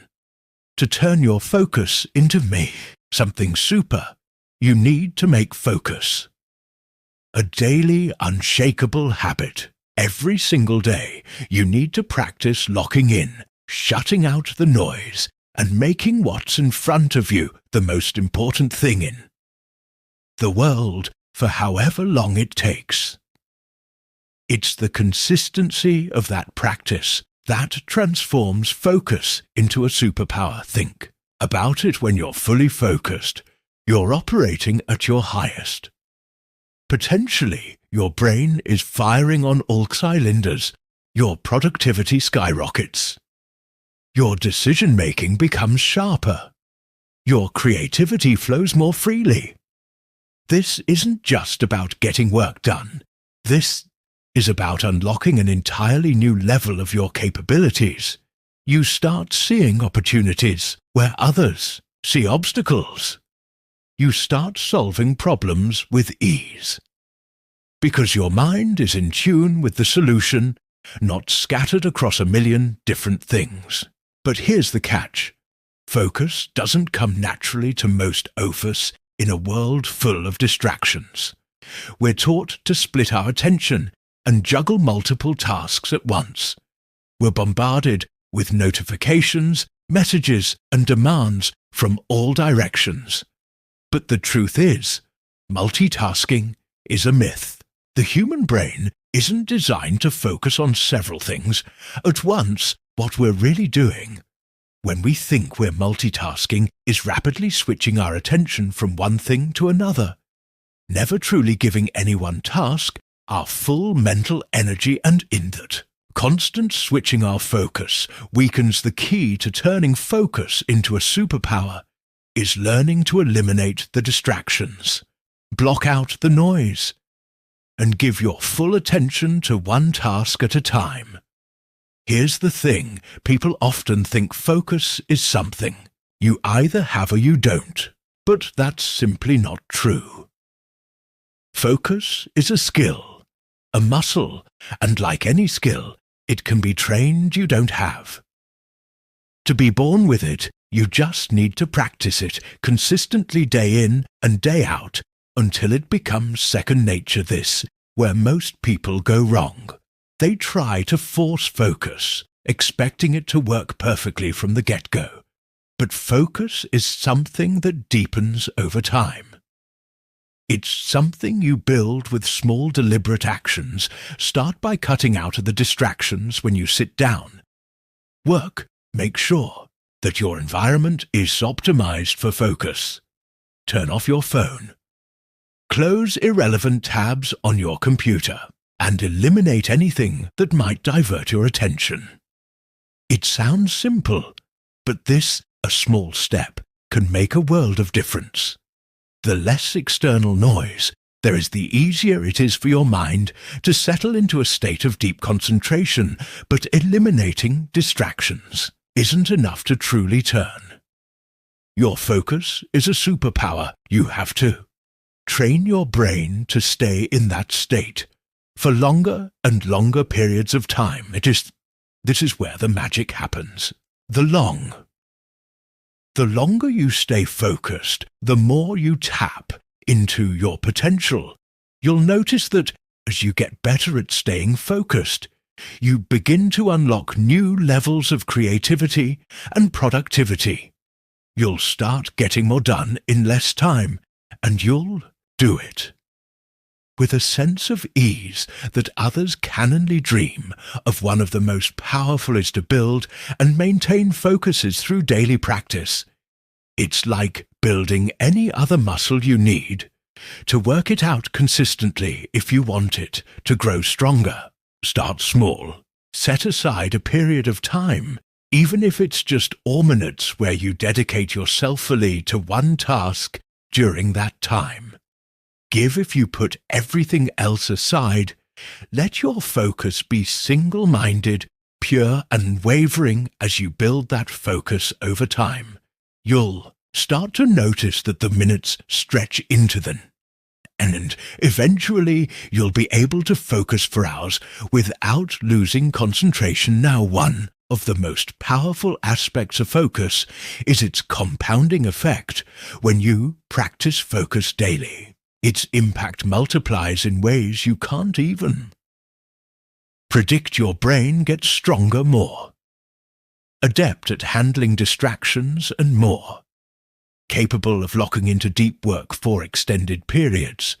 And the best part is, this enhanced focus doesn't just apply to your work or productivity, spills over into other areas of your life. You become more present in your relationships, more attuned to your own well-being, and more in control of your decisions. The beauty of focus is that it empowers you to take back control of your time and your energy and your life. When you're focused, you're unstoppable. You become the kind of person who finishes what they start, who doesn't get sidetracked by minor setbacks, and who stays the course even when things get tough. Focus gives you the ability to push through obstacles with clarity and purpose, which is exactly what you need when you're on the path to achieving big goals. And remember, Turning focus into a superpower isn't just about being hyper-productive. It's about being present and intentional with your time. It's about doing what matters with purpose and depth. When you're focused, you're not just checking off tasks from a list. You're making meaningful progress towards your vision. Each moment of focus adds up to something bigger than just the task itself. It contributes to your growth, your success, and ultimately the life you're building. So how do you turn your focus is a superpower? It's all about commitment. It's about showing up every day and deciding that you're going to put in the work to strengthen your ability to focus. It's about turning focus into a habit, a practice, a lifestyle. And once you do, you'll find that you can accomplish anything you set your mind to. You'll be the one who achieves what others think is impossible. The one who remains calm and collected while everyone else is distracted. The owner who makes the impossible look. Effortless focus is your superpower. And once you unlock it, there's no limit to what you can achieve. Chapter: Cultivating Patience in a Fast-Paced World. We live in a world that moves faster than any of us can keep up with. Every second there's a new notification, a new email, a new demand. The world tells us that if we aren't constantly moving, constantly achieving, constantly making progress, then we're falling behind.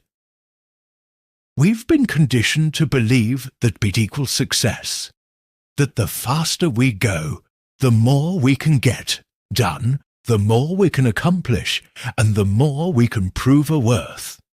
But here's the truth. Real progress doesn't always happen at break. Next speed is, in fact, the most meaningful. Lasting success often requires the one thing we're taught to avoid, is patience. Ability to cultivate patience in a fast-paced world is more powerful than you could ever imagine. And here's why. Patience is not about being passive or complacent. It's not about sitting back and waiting for things to happen.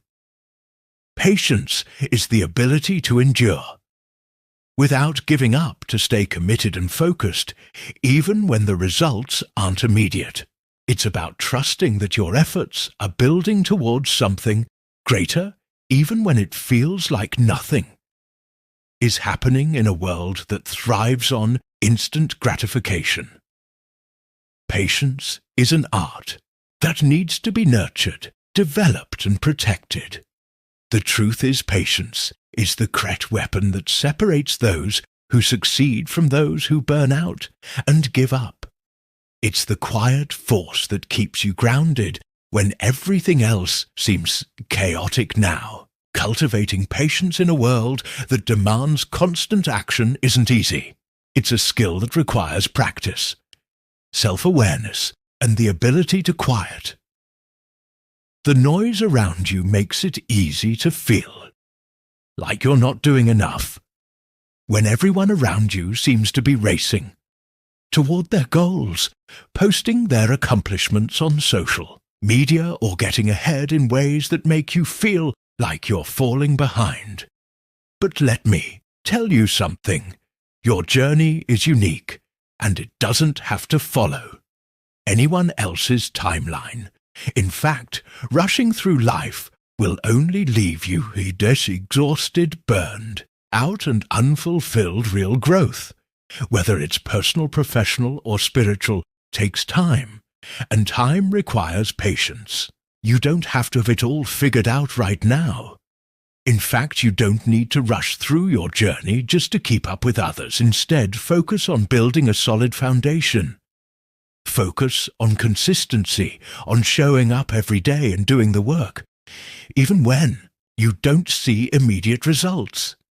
This is where patience starts. It starts with trusting the process and believing that every step you take, no matter how small, is moving you closer to where you need to be.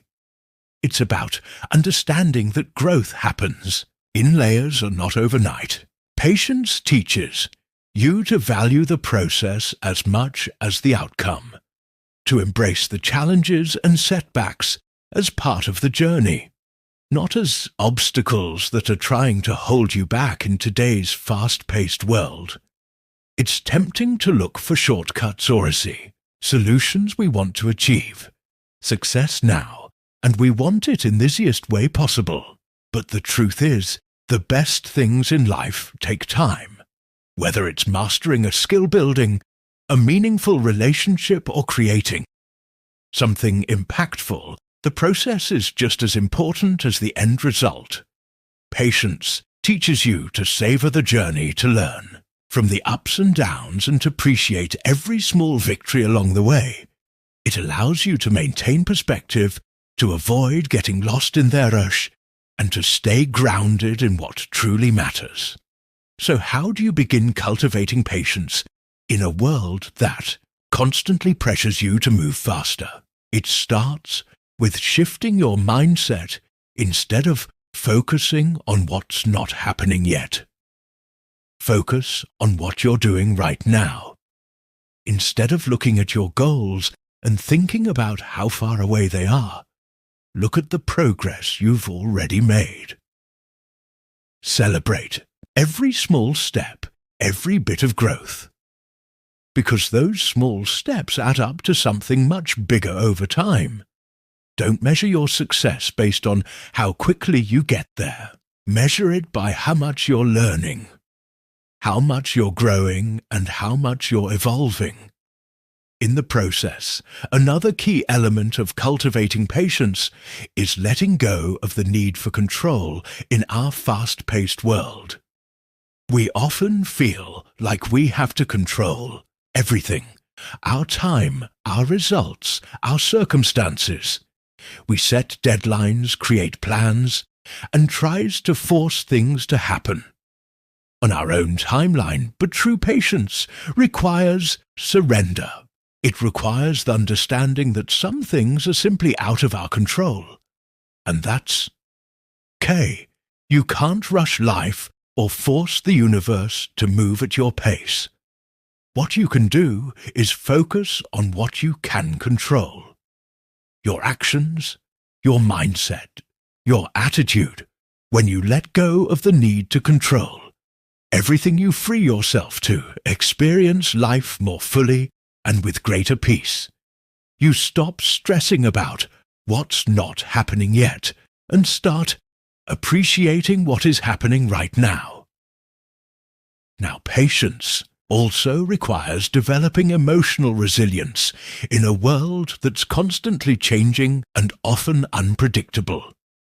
It's easy to get discouraged when things don't go as planned. You might feel like you're stuck or that progress is moving slower than you'd like. But patience isn't about waiting for everything to be perfect. It's about learning to stay calm and focused, even when things aren't going according to plan. When you cultivate emotional resilience, you stop letting setbacks and failures define you. Instead, you use them as opportunities to learn, grow, and adjust. Your approach to this kind of resilience is what allows you to keep going even when things get tough, because you know that your hard work will eventually pay off. You also need to be patient with yourself in a world that glorifies hustle and non-stop achievement.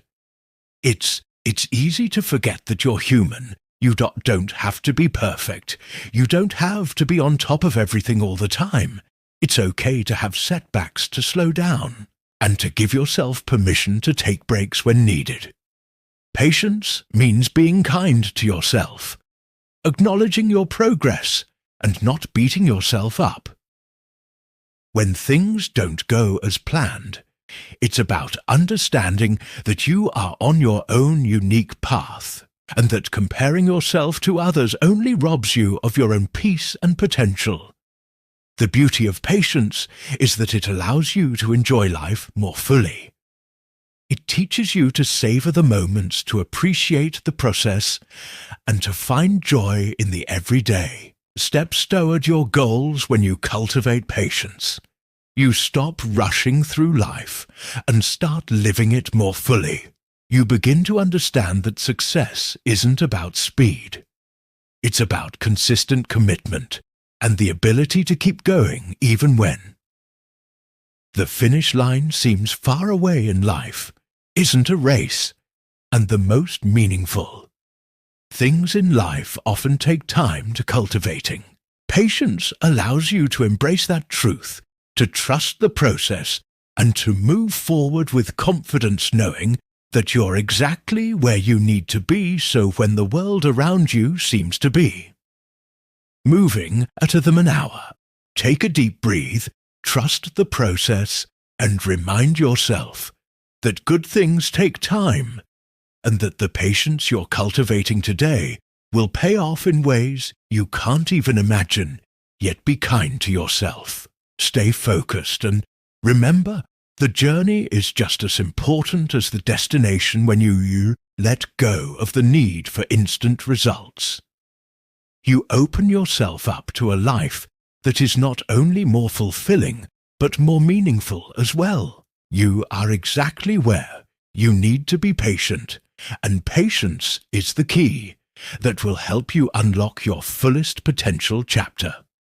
Developing emotional intelligence to manage stress. Emotions can either be your greatest allies or your toughest adversaries.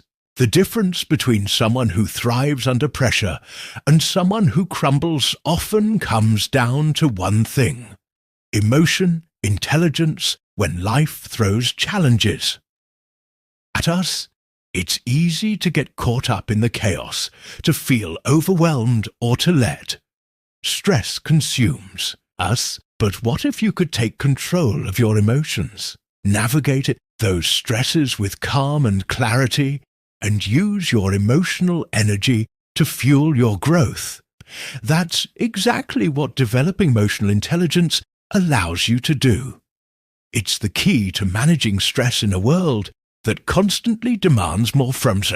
It can transform the way you handle every challenge that comes your way when you think about emotional intelligence. Think of it as a muscle. The more you practice it, the stronger it becomes. It's not about suppressing your emotions or pretending you don't feel stressed. It's about understanding what you're feeling, why you're feeling it, and how to respond in a way that serves you. Emotional intelligence is the ability to recognize and understand your emotions, to manage them effectively, and to use that awareness to communicate, empathize, and navigate life's ups and downs with more resilience and control.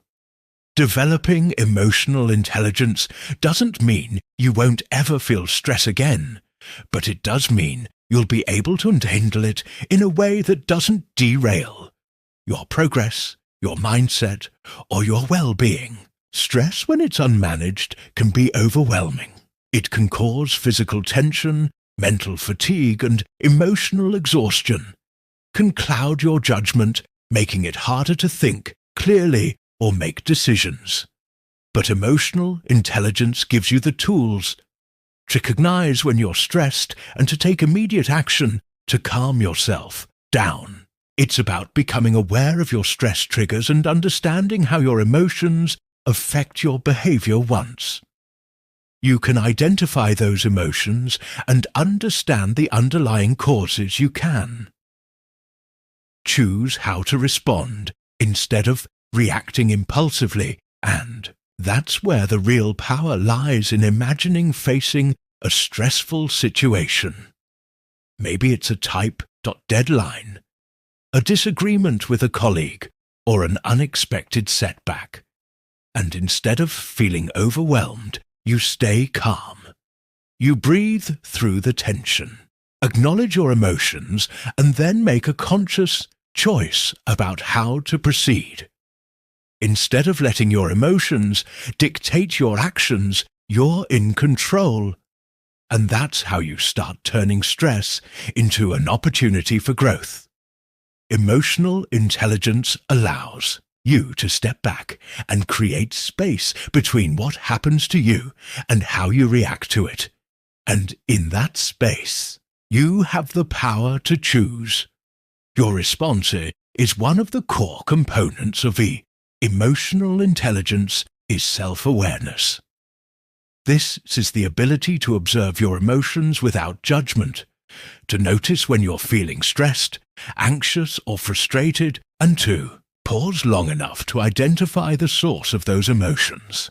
When you're self-aware, you can pinpoint the exact moment stress starts to build up. Maybe it's when you're facing a challenge at work, when you feel pressure from expectations, or when things start to pile up, and you don't know where to begin self-awareness. It gives you the ability to catch these emotions in real time before they escalate into something bigger. It's like being able to spot a storm on the horizon before it hits, giving you the time and space to prepare and adjust your mindset once you've identified the emotions you're feeling. The next step is emotional regulation. Emotional regulation is about managing your emotions in a way that allows you to stay balanced, focused, and clear-headed even in stressful situations. It's about understanding that emotions are not the enemy. They're a natural part of being human, but that you don't have to let them take over your thoughts or your actions. When you have strong emotional intelligence, you can redirect your emotional energy and choose how to express those emotions in a constructive way, whether it's taking a deep breath, going for a walk, or using mindfulness techniques to center. Your emotional regulation helps you stay calm and grounded when stress threatens to overwhelm you, but emotionally intelligence doesn't stop at a self-awareness. And regulation, the next level, is empathy.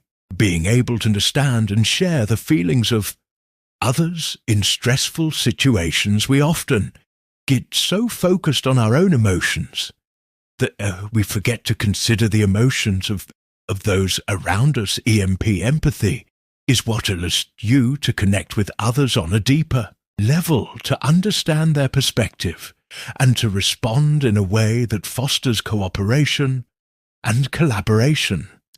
Instead of conflict, when you practice empathy, you not only improve your relationships with others, but also gain greater insight into how stress affects those around you, which can help you manage your own emotions in those interactions. Managing stress isn't just about controlling your own emotions.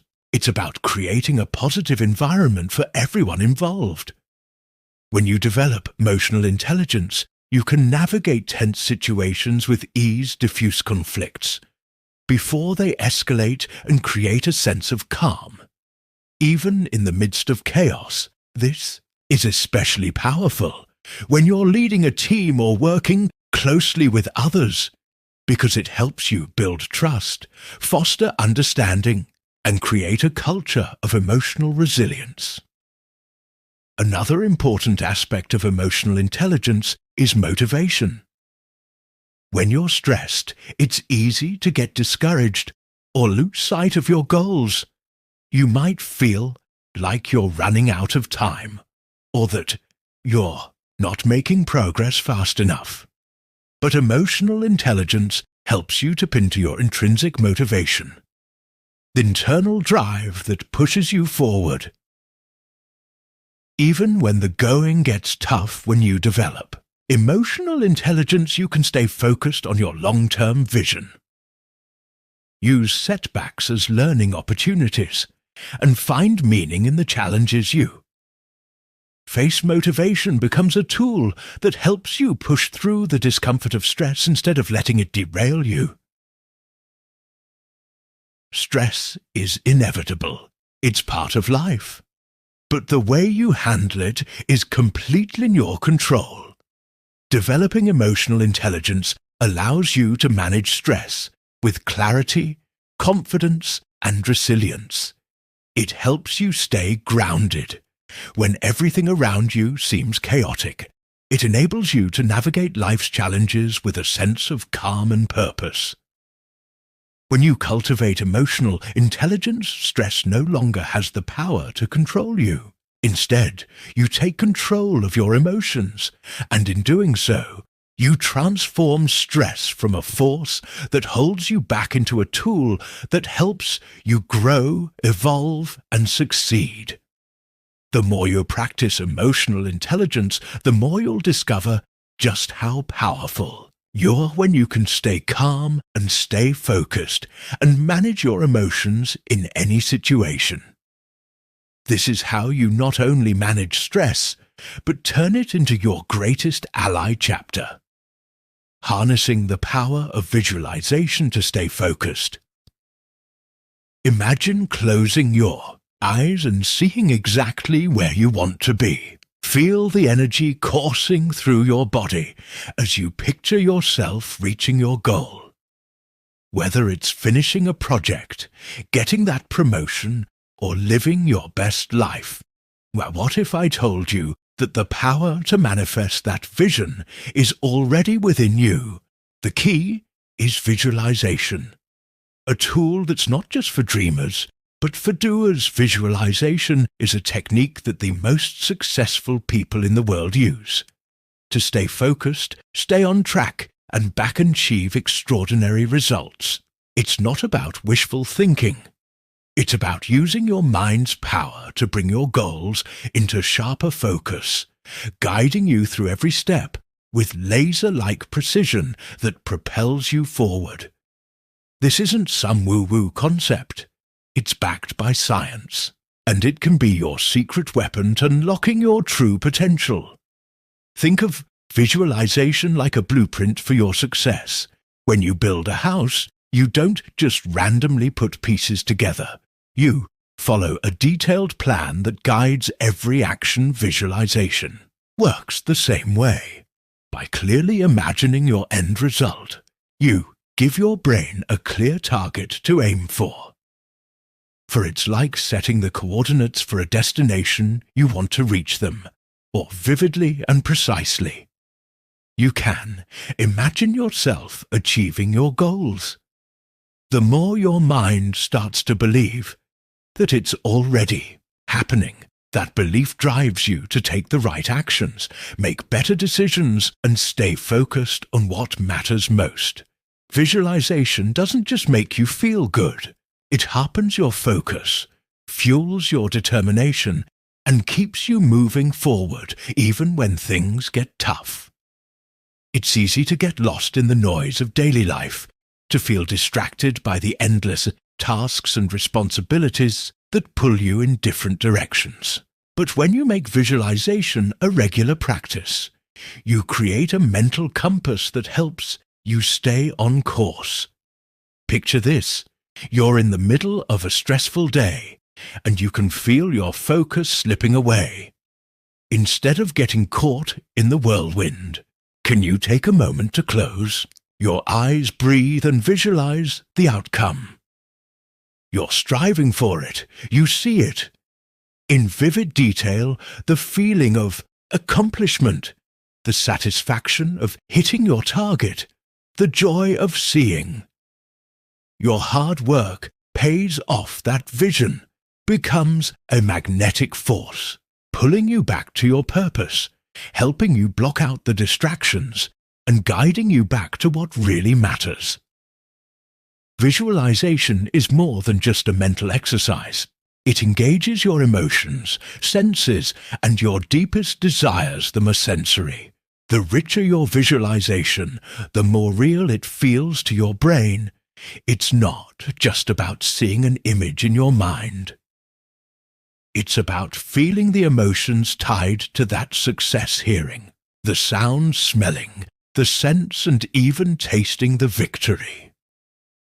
When you immerse yourself in this mental experience, your brain starts to believe that what you're visualizing is possible. It starts to prepare you for success, which you may not even fully understand when.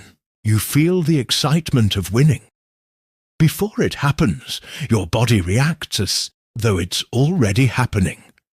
That's where the real power lies now, is the magic of visualization doesn't stop there. It's not just about seeing the end result. It's about seeing the process too. Imagine walking through the steps required to reach your goal. Picture yourself overcoming challenges, solving problems, and persevering through setbacks. Visualization helps. You mentally rehearse your journey so when you face obstacles in real life, you're already prepared. It's like a mental workout that strengthens your ability to handle anything that comes your way. The more you visualize yourself pushing through adversity, the more confident you become in your ability to actually do it. But here's the most powerful part of visualization. It fuels your belief in yourself when you can clearly see yourself succeeding. You build unshakable confidence. It's not longer a question of whether or not you can do it in your mind. It's already done, and that confidence translates into action when you visualize your success. You're not just dreaming about it. You're programming your mind to act as if it's already a reality. And when your actions align with that belief, success becomes inevitable. Every decision you make, the step you take is guided by the clear, unwavering vision you've created. In your mind, here's the thing. People don't often underestimate how powerful the mind is in shaping reality. Visualization isn't some abstract concept. It's a real tangible tool that has been used by athletes, entrepreneurs, and high achievers for decades. It's the reason why Olympic athletes mentally rehearse their routines before they perform. It's why top executives visualize their companies achieving success before they take action. Visualization primes your brain for success by activating the same neural pathways that are involved in actual performance. The more you visualize, the more you strengthen those pathways. Make it easier for you to execute in real life, but you can't just visualize once and expect everything to fall into place. Visualization is most powerful when it becomes a daily habit. Like any skill, it takes practice. The more you visualize, the clearer your goals become and the easier it is to stay focused on the actions that will bring them to life. Make it a part of your morning routine. Take minutes every day to close your eyes and visualize your success. See the outcome. Feel the emotions and walk through the process. The more vividly and consistently you do this, the more the brain starts to align itself with that. Vision over time becomes second nature. When you harness the power of visualization, you unlock a whole new level of focus and determination. You no longer drift through life reacting to circumstances. Instead, you're actively shaping your reality. Your vision becomes the driving force behind everything you do. It keep you focused even when distractions threaten to pull you off course. And the best part, visualizations is completely free. It doesn't require expensive tools or special training. All you need is your mind, a clear vision of what you want, and the belief that it's possible. The power is already within you. So as you move forward, start incorporating visualization into your daily routine. Let it become the tool that guides your focus, fuels your determination, and keeps you aligned with your goals. When you can see it in your mind, you can create it in your life. Power of visualization is waiting for you to tap into it. And once you do, there will be no limit to what you can achieve. Chapter staying committed to the process. You've got the vision, the motivation, and the drive to make it a pen. You're pumped up, ready to take on the world. But let me tell you something. It's not the vision that will get you. Your destination is the commitment, the process that will allow anyone to have a dream. But only those who are willing to stay committed to the journey through. The ups and the downs will truly transform their lives. And here's the thing is, commitment isn't about working hard for a week or a month and then giving up when things get tough. Commitment is the long haul. It's about showing up every single day, even when the road seems unclear, when the path gets tough, and when the results don't show up as fast as you want them to. This is what separates the successful from the ones who fall off track. It's not the quick wins that define us. It's the consistent effort put in over time that builds greatness, staying committed to. The process requires discipline. It's about having the strength to keep going when everything in your mind is telling you to quit. The journey might not always smooth, and some days you'll wonder if it's even worth it. But let me remind you, no one who ever accomplished anything great, I got there by quitting halfway through. The people you admire, the ones who seem to always have their life together, are not just lucky, they are committed. They have faced obstacles and challenges, but they didn't stop when things got hard. They didn't let temporary frustration or setbacks define them. They committed themselves to the process, one small action at a time, and that's what propelled them forward. What happens when you get frustrated? You're working so hard, pushing yourself, yet it feels like you're not making any progress. Results aren't coming as quickly as you thought, and doubt starts creeping in. This is where most people fall off. They start to think that if it's not happening fast, it's not happening at all. They lose faith, they lose focus, and they lose momentum.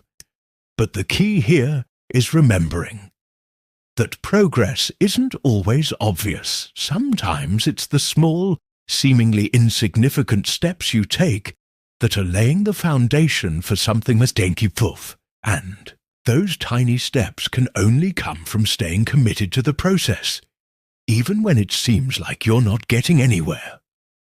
The results might not always be visible, but that doesn't mean they aren't happening.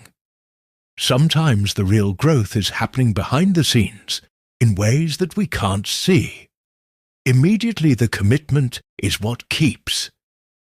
You are moving forward even when you don't see the immediate rewards in the moments when it feels like you're putting in all this effort and getting little in return, and remind yourself of this truth. Every bit of effort you put in is shaping who you are, becoming the person you are. Right now is not the person you will be in a year if you stay committed, if you stay dedicated to your goals, if you keep pushing through. You will look back at these days and realize they were the foundation of your success. It might seem difficult to imagine now, but the day you stay consistent is a day closer to the person you want to be. The process isn't easy, but that's the point. It's meant to challenge you, to test your limits, and to help you grow in ways you never thought possible. Staying committed is what transforms you from someone who dreams about success into someone who lives it. There's power in the grind, and the fact is the process is the secret weapon. It's the moments of perseverance, of staying, being true to your commitment, that forge your character and develop your resilience. It's not about the shortcuts or the easy wins. It's about showing up, when you don't feel like it, when you're tired, when you're unsure of yourself. Those are the moments that shape your future.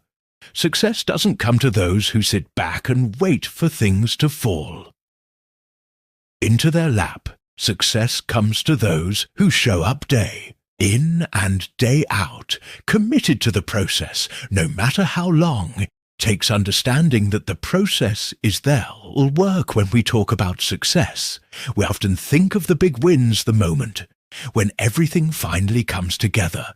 But it's the journey, the hours spent, working quietly behind the scenes that make those big moments possible.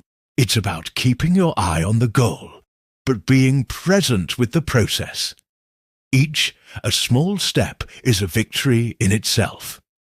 It's not about waiting for the perfect at the moment. It's about taking action, no matter how imperfect it may seem. Progress doesn't have to be perfect to be real. It just has to be consistent. Keep showing up. Keep putting in the work. Keep believing in the process eventually. You'll look back and realize how far you've come.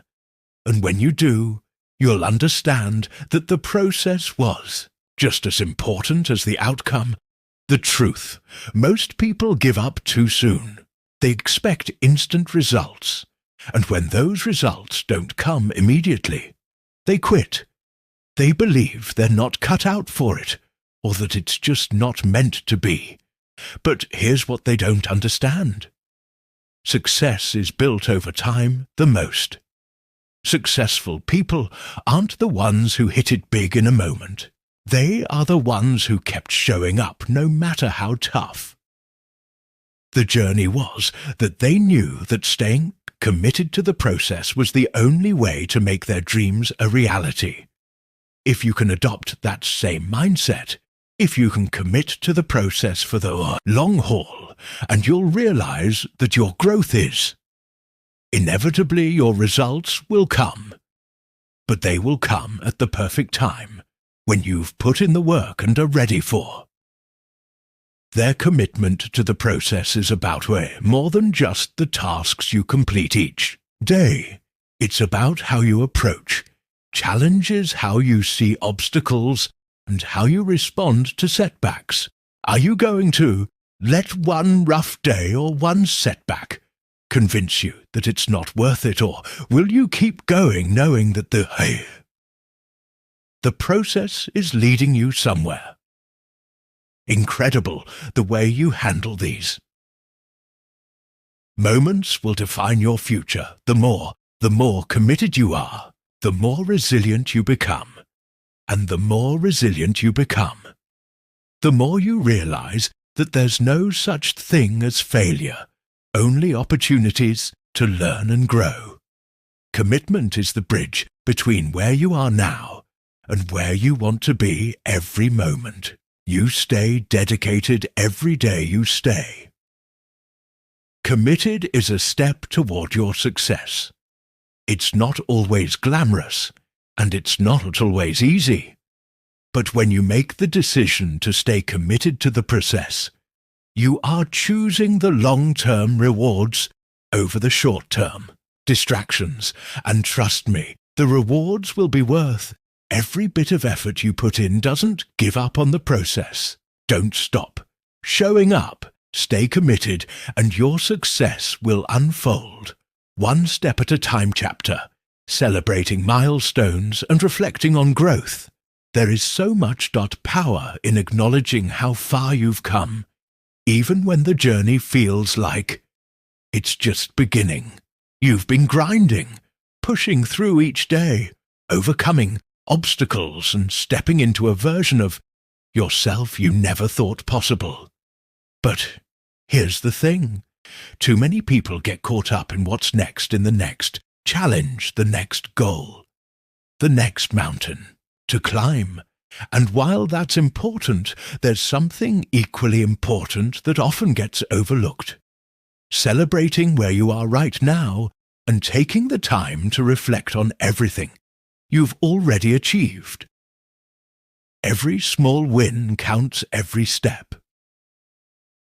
Forward, no matter how small, is progress. And if you're so focused on the finish line that you forget to appreciate how far you've come, you're missing a crucial part of the process. Is about recognizing the growth of the challenges. You've conquered the lessons you've learned and the person you are becoming. All too often we only see the finish line. But the truth is, every little milestone along the way is worth celebrating, because they are what add up to the final victory. So let's talk about celebrating those milestones, aren't just big shiny moments like finishing a project or landing a dream job. They can be small, seemingly insignificant things: waking up early to work on your goals, resisting the urge to quit when things got tough, or just being consistent when everything in you wanted to give up. These are the victories that build momentum, that creates the foundation for something greater. These are the moments that deserve recognition. You've come a long way, and those small wins add up in ways that will surprise you over time. The real power lies in the ability to see them, to recognize them, and to celebrate them as part of your bigger picture. It's easy to get caught up in the idea that only the big wins matter. But what if the key to long-term success is built on appreciating the little wins along the way? What if the most significant breakthroughs happen when you give yourself credit for each step you take? This is how you stay motivated. This is how you keep the fire burning.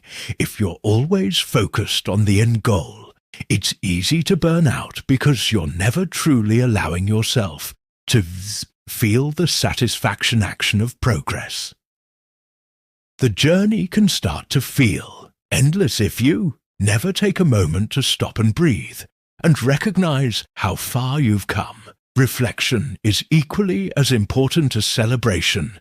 You don't have to wait for someone else to acknowledge your progress. You can do it for yourself. Taking time to reflect on what you've accomplished not only brings a sense of gratitude, but it also helps you see how much you've changed. It's important to look back at where you started and realize that every struggle, every challenge, and every setback was an opportunity to grow. When you reflect on your growth, you begin to understand that it wasn't the easy moments that shaped you. It was the tough ones. The times when you wanted to quit but kept going anyway. The times when things didn't go as planned, but you adapted. Those are the moments that make you stronger. Those are the milestones that matter most. Reflection allows you to see the bigger picture when you're in the middle of a challenge. It can feel like nothing is changing, like nothing is improving, but when you take a step back and reflect, you'll see how much you've grown, how much more resilient you've become, and how much more capable you are than when you first started. Reflection gives you the perspective you need to appreciate your journey, to see the lessons you've learned, and to recognize your true potential. It's an essential part of the process because it helps you connect the dots between where you were and where you are now. It's easy to let the stress of everyday life distract you from your own growth. You're constantly on the go, working toward the next thing. And sometimes it feels like you're just moving through life without really seeing how much you've accomplished. But what if you could take a moment each day to reflect, to celebrate those small wins and acknowledge how far you've come? The truth is, life isn't just about reaching goals. It's about appreciating the journey, celebrating the progress, and being grateful for how far you've come.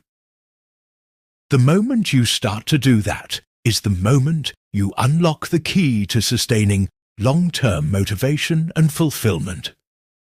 So, take a moment today to look back Don't just look at the finish line. Look at the path you've walked to get there, every struggle with every challenge, every small victory. Those are the things that will make the success even sweeter. Celebrating milestones and reflecting on growth doesn't just make you feel good. It's the fuel that propels you forward. It's the reminder that you are capable, that you have what it takes, and that you're on the right path. And as you reflect on all that you've accomplished, you'll see how much more is possible when you keep showing up, when you stay committed to the process, and when you take the time to celebrate what you've already achieved. The truth is growth. It happens over time. It's a gradual process that isn't always obvious, but when you stop to look back, you'll realize just how much has changed. And when did you celebrate those changes? No matter how small they seem, you'll find that the journey becomes more rewarding. Keep celebrating your wins, big and small. Keep reflecting on how far you've come. Because when you do that, you not only stay motivated, but you also give yourself the power to keep going. The person you are today is proof of the work you've already put in. And the person you'll be tomorrow is the result of the work you're doing right. And celebrate that and keep moving forward. Chapter: Focus as a lifelong habit if you can harness it. There's nothing that can stand in your way. Focus is not just a tool you use occasionally when things get tough. It's a way of life, a skill you sharpen, a muscle you build every single day. It's easy to think that focus is something you either have or you don't. But in reality, focus is a habit.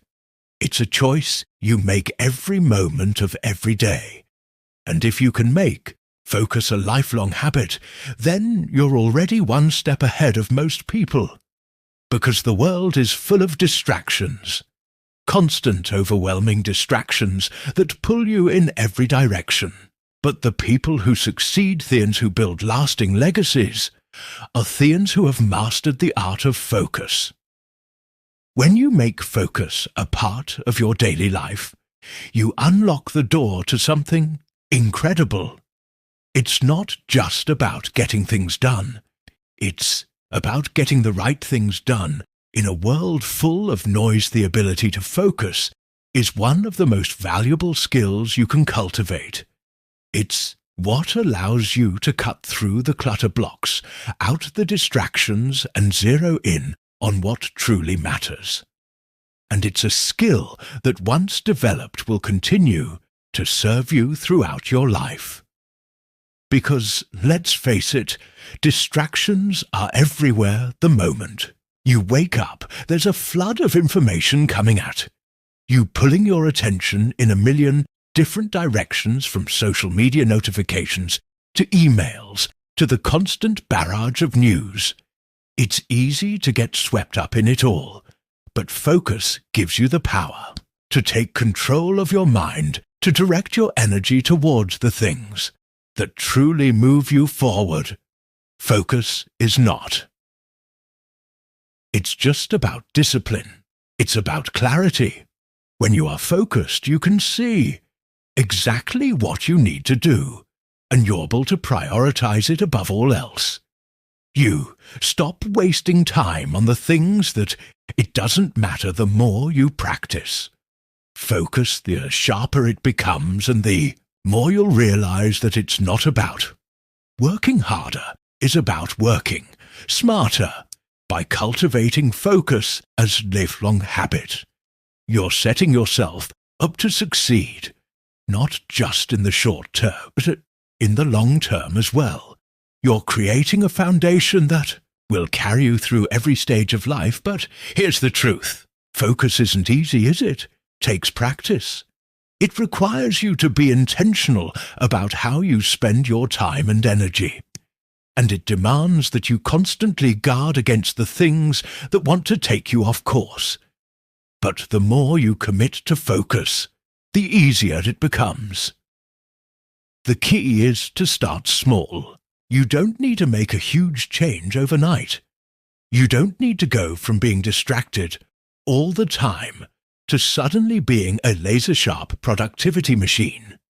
It's a gradual process starts with one task at a time. To focus on completing that task, without checking your phone, without letting your mind wander, and without giving in to the distractions around you. And as you practice, you'll find that focus starts to bleed into every other area of your life. You'll find yourself being more present with your family, more engaged in your work, and more connected to your goals. The power of focus is that it allows you to fully immerse yourself in whatever you're doing, to give it your undivided attention and to see it through to completion. And when you start to experience the results of that kind of focused effort, you'll be hooked. You'll realize that there is nothing more fulfilling than seeing the fruits of your hard work and attention. The most successful people aren't necessarily the most talented. They are the ones who are able to focus. They've learned how to filter out the distractions, how to put their energy into the things that matter, and how to stay consistent in their pursuit of their goals. And this doesn't happen by accident. It happens because they've made focus a habit. It's a skill they've developed over time through trial and error, through moments of failure, and through the practice of constantly choosing focus over distraction. And here's the most incredible thing. The more you make focus a habit, the more it becomes second nature at first. It may feel like a struggle. You may find yourself constantly checking your phone or drifting off in the middle of a task. But over time, you'll notice that your ability to concentrate improves. You'll find that your mind becomes less cluttered. Your attention spans longer and your ability to execute on your goals stronger. The process of developing focus is like training a muscle. The more you work on it, the stronger it becomes. But focus doesn't just benefit you in terms of productivity. It also impacts your mental and emotional well-being. When you're focused, you're more present in the moment, and that presence brings a sense of peace and clarity. You're not constantly jumping from one thing to the next, feeling overwhelmed and anxious. Instead, you're grounded in what you're being, fully engaged in the task at hand. That's where real fulfillment lies. It's not in the hustle, the grind, or the endless pursuit of more. It's in the ability to focus on what matters most, to be present, and to give your best effort everything you do over time. As focus becomes more of a habit, you'll notice that you're able to achieve more in less time. You'll find that you're able to handle challenges with a clearer mind and a steadier hand, and you'll begin to see the results of your efforts in ways you never imagined. Success doesn't always look like it's happening in real time, but when you stay committed to focus on the result, ads will eventually reveal to them the best part of you. Don't have to wait for some magical moment to make focus a part of your life. You can start right now. In fact, the sooner you start, the sooner you'll see the benefits. Make focus a habit today and keep practicing it every day. Don't get discouraged. If it's hard at first, just keep going. Keep working on building that muscle, and soon enough you'll find that focus is no longer something you have to think about. It'll be a natural part of who you are, and it will carry you through every stage of your life. The secret to success is not in working harder. It's in focusing harder, and when Focus becomes a lifelong habit. There is no limit to what you can achieve. Keep your eyes on what matters most and don't. Let anything pull you off course. That's the power of focus, and it's yours for the taking.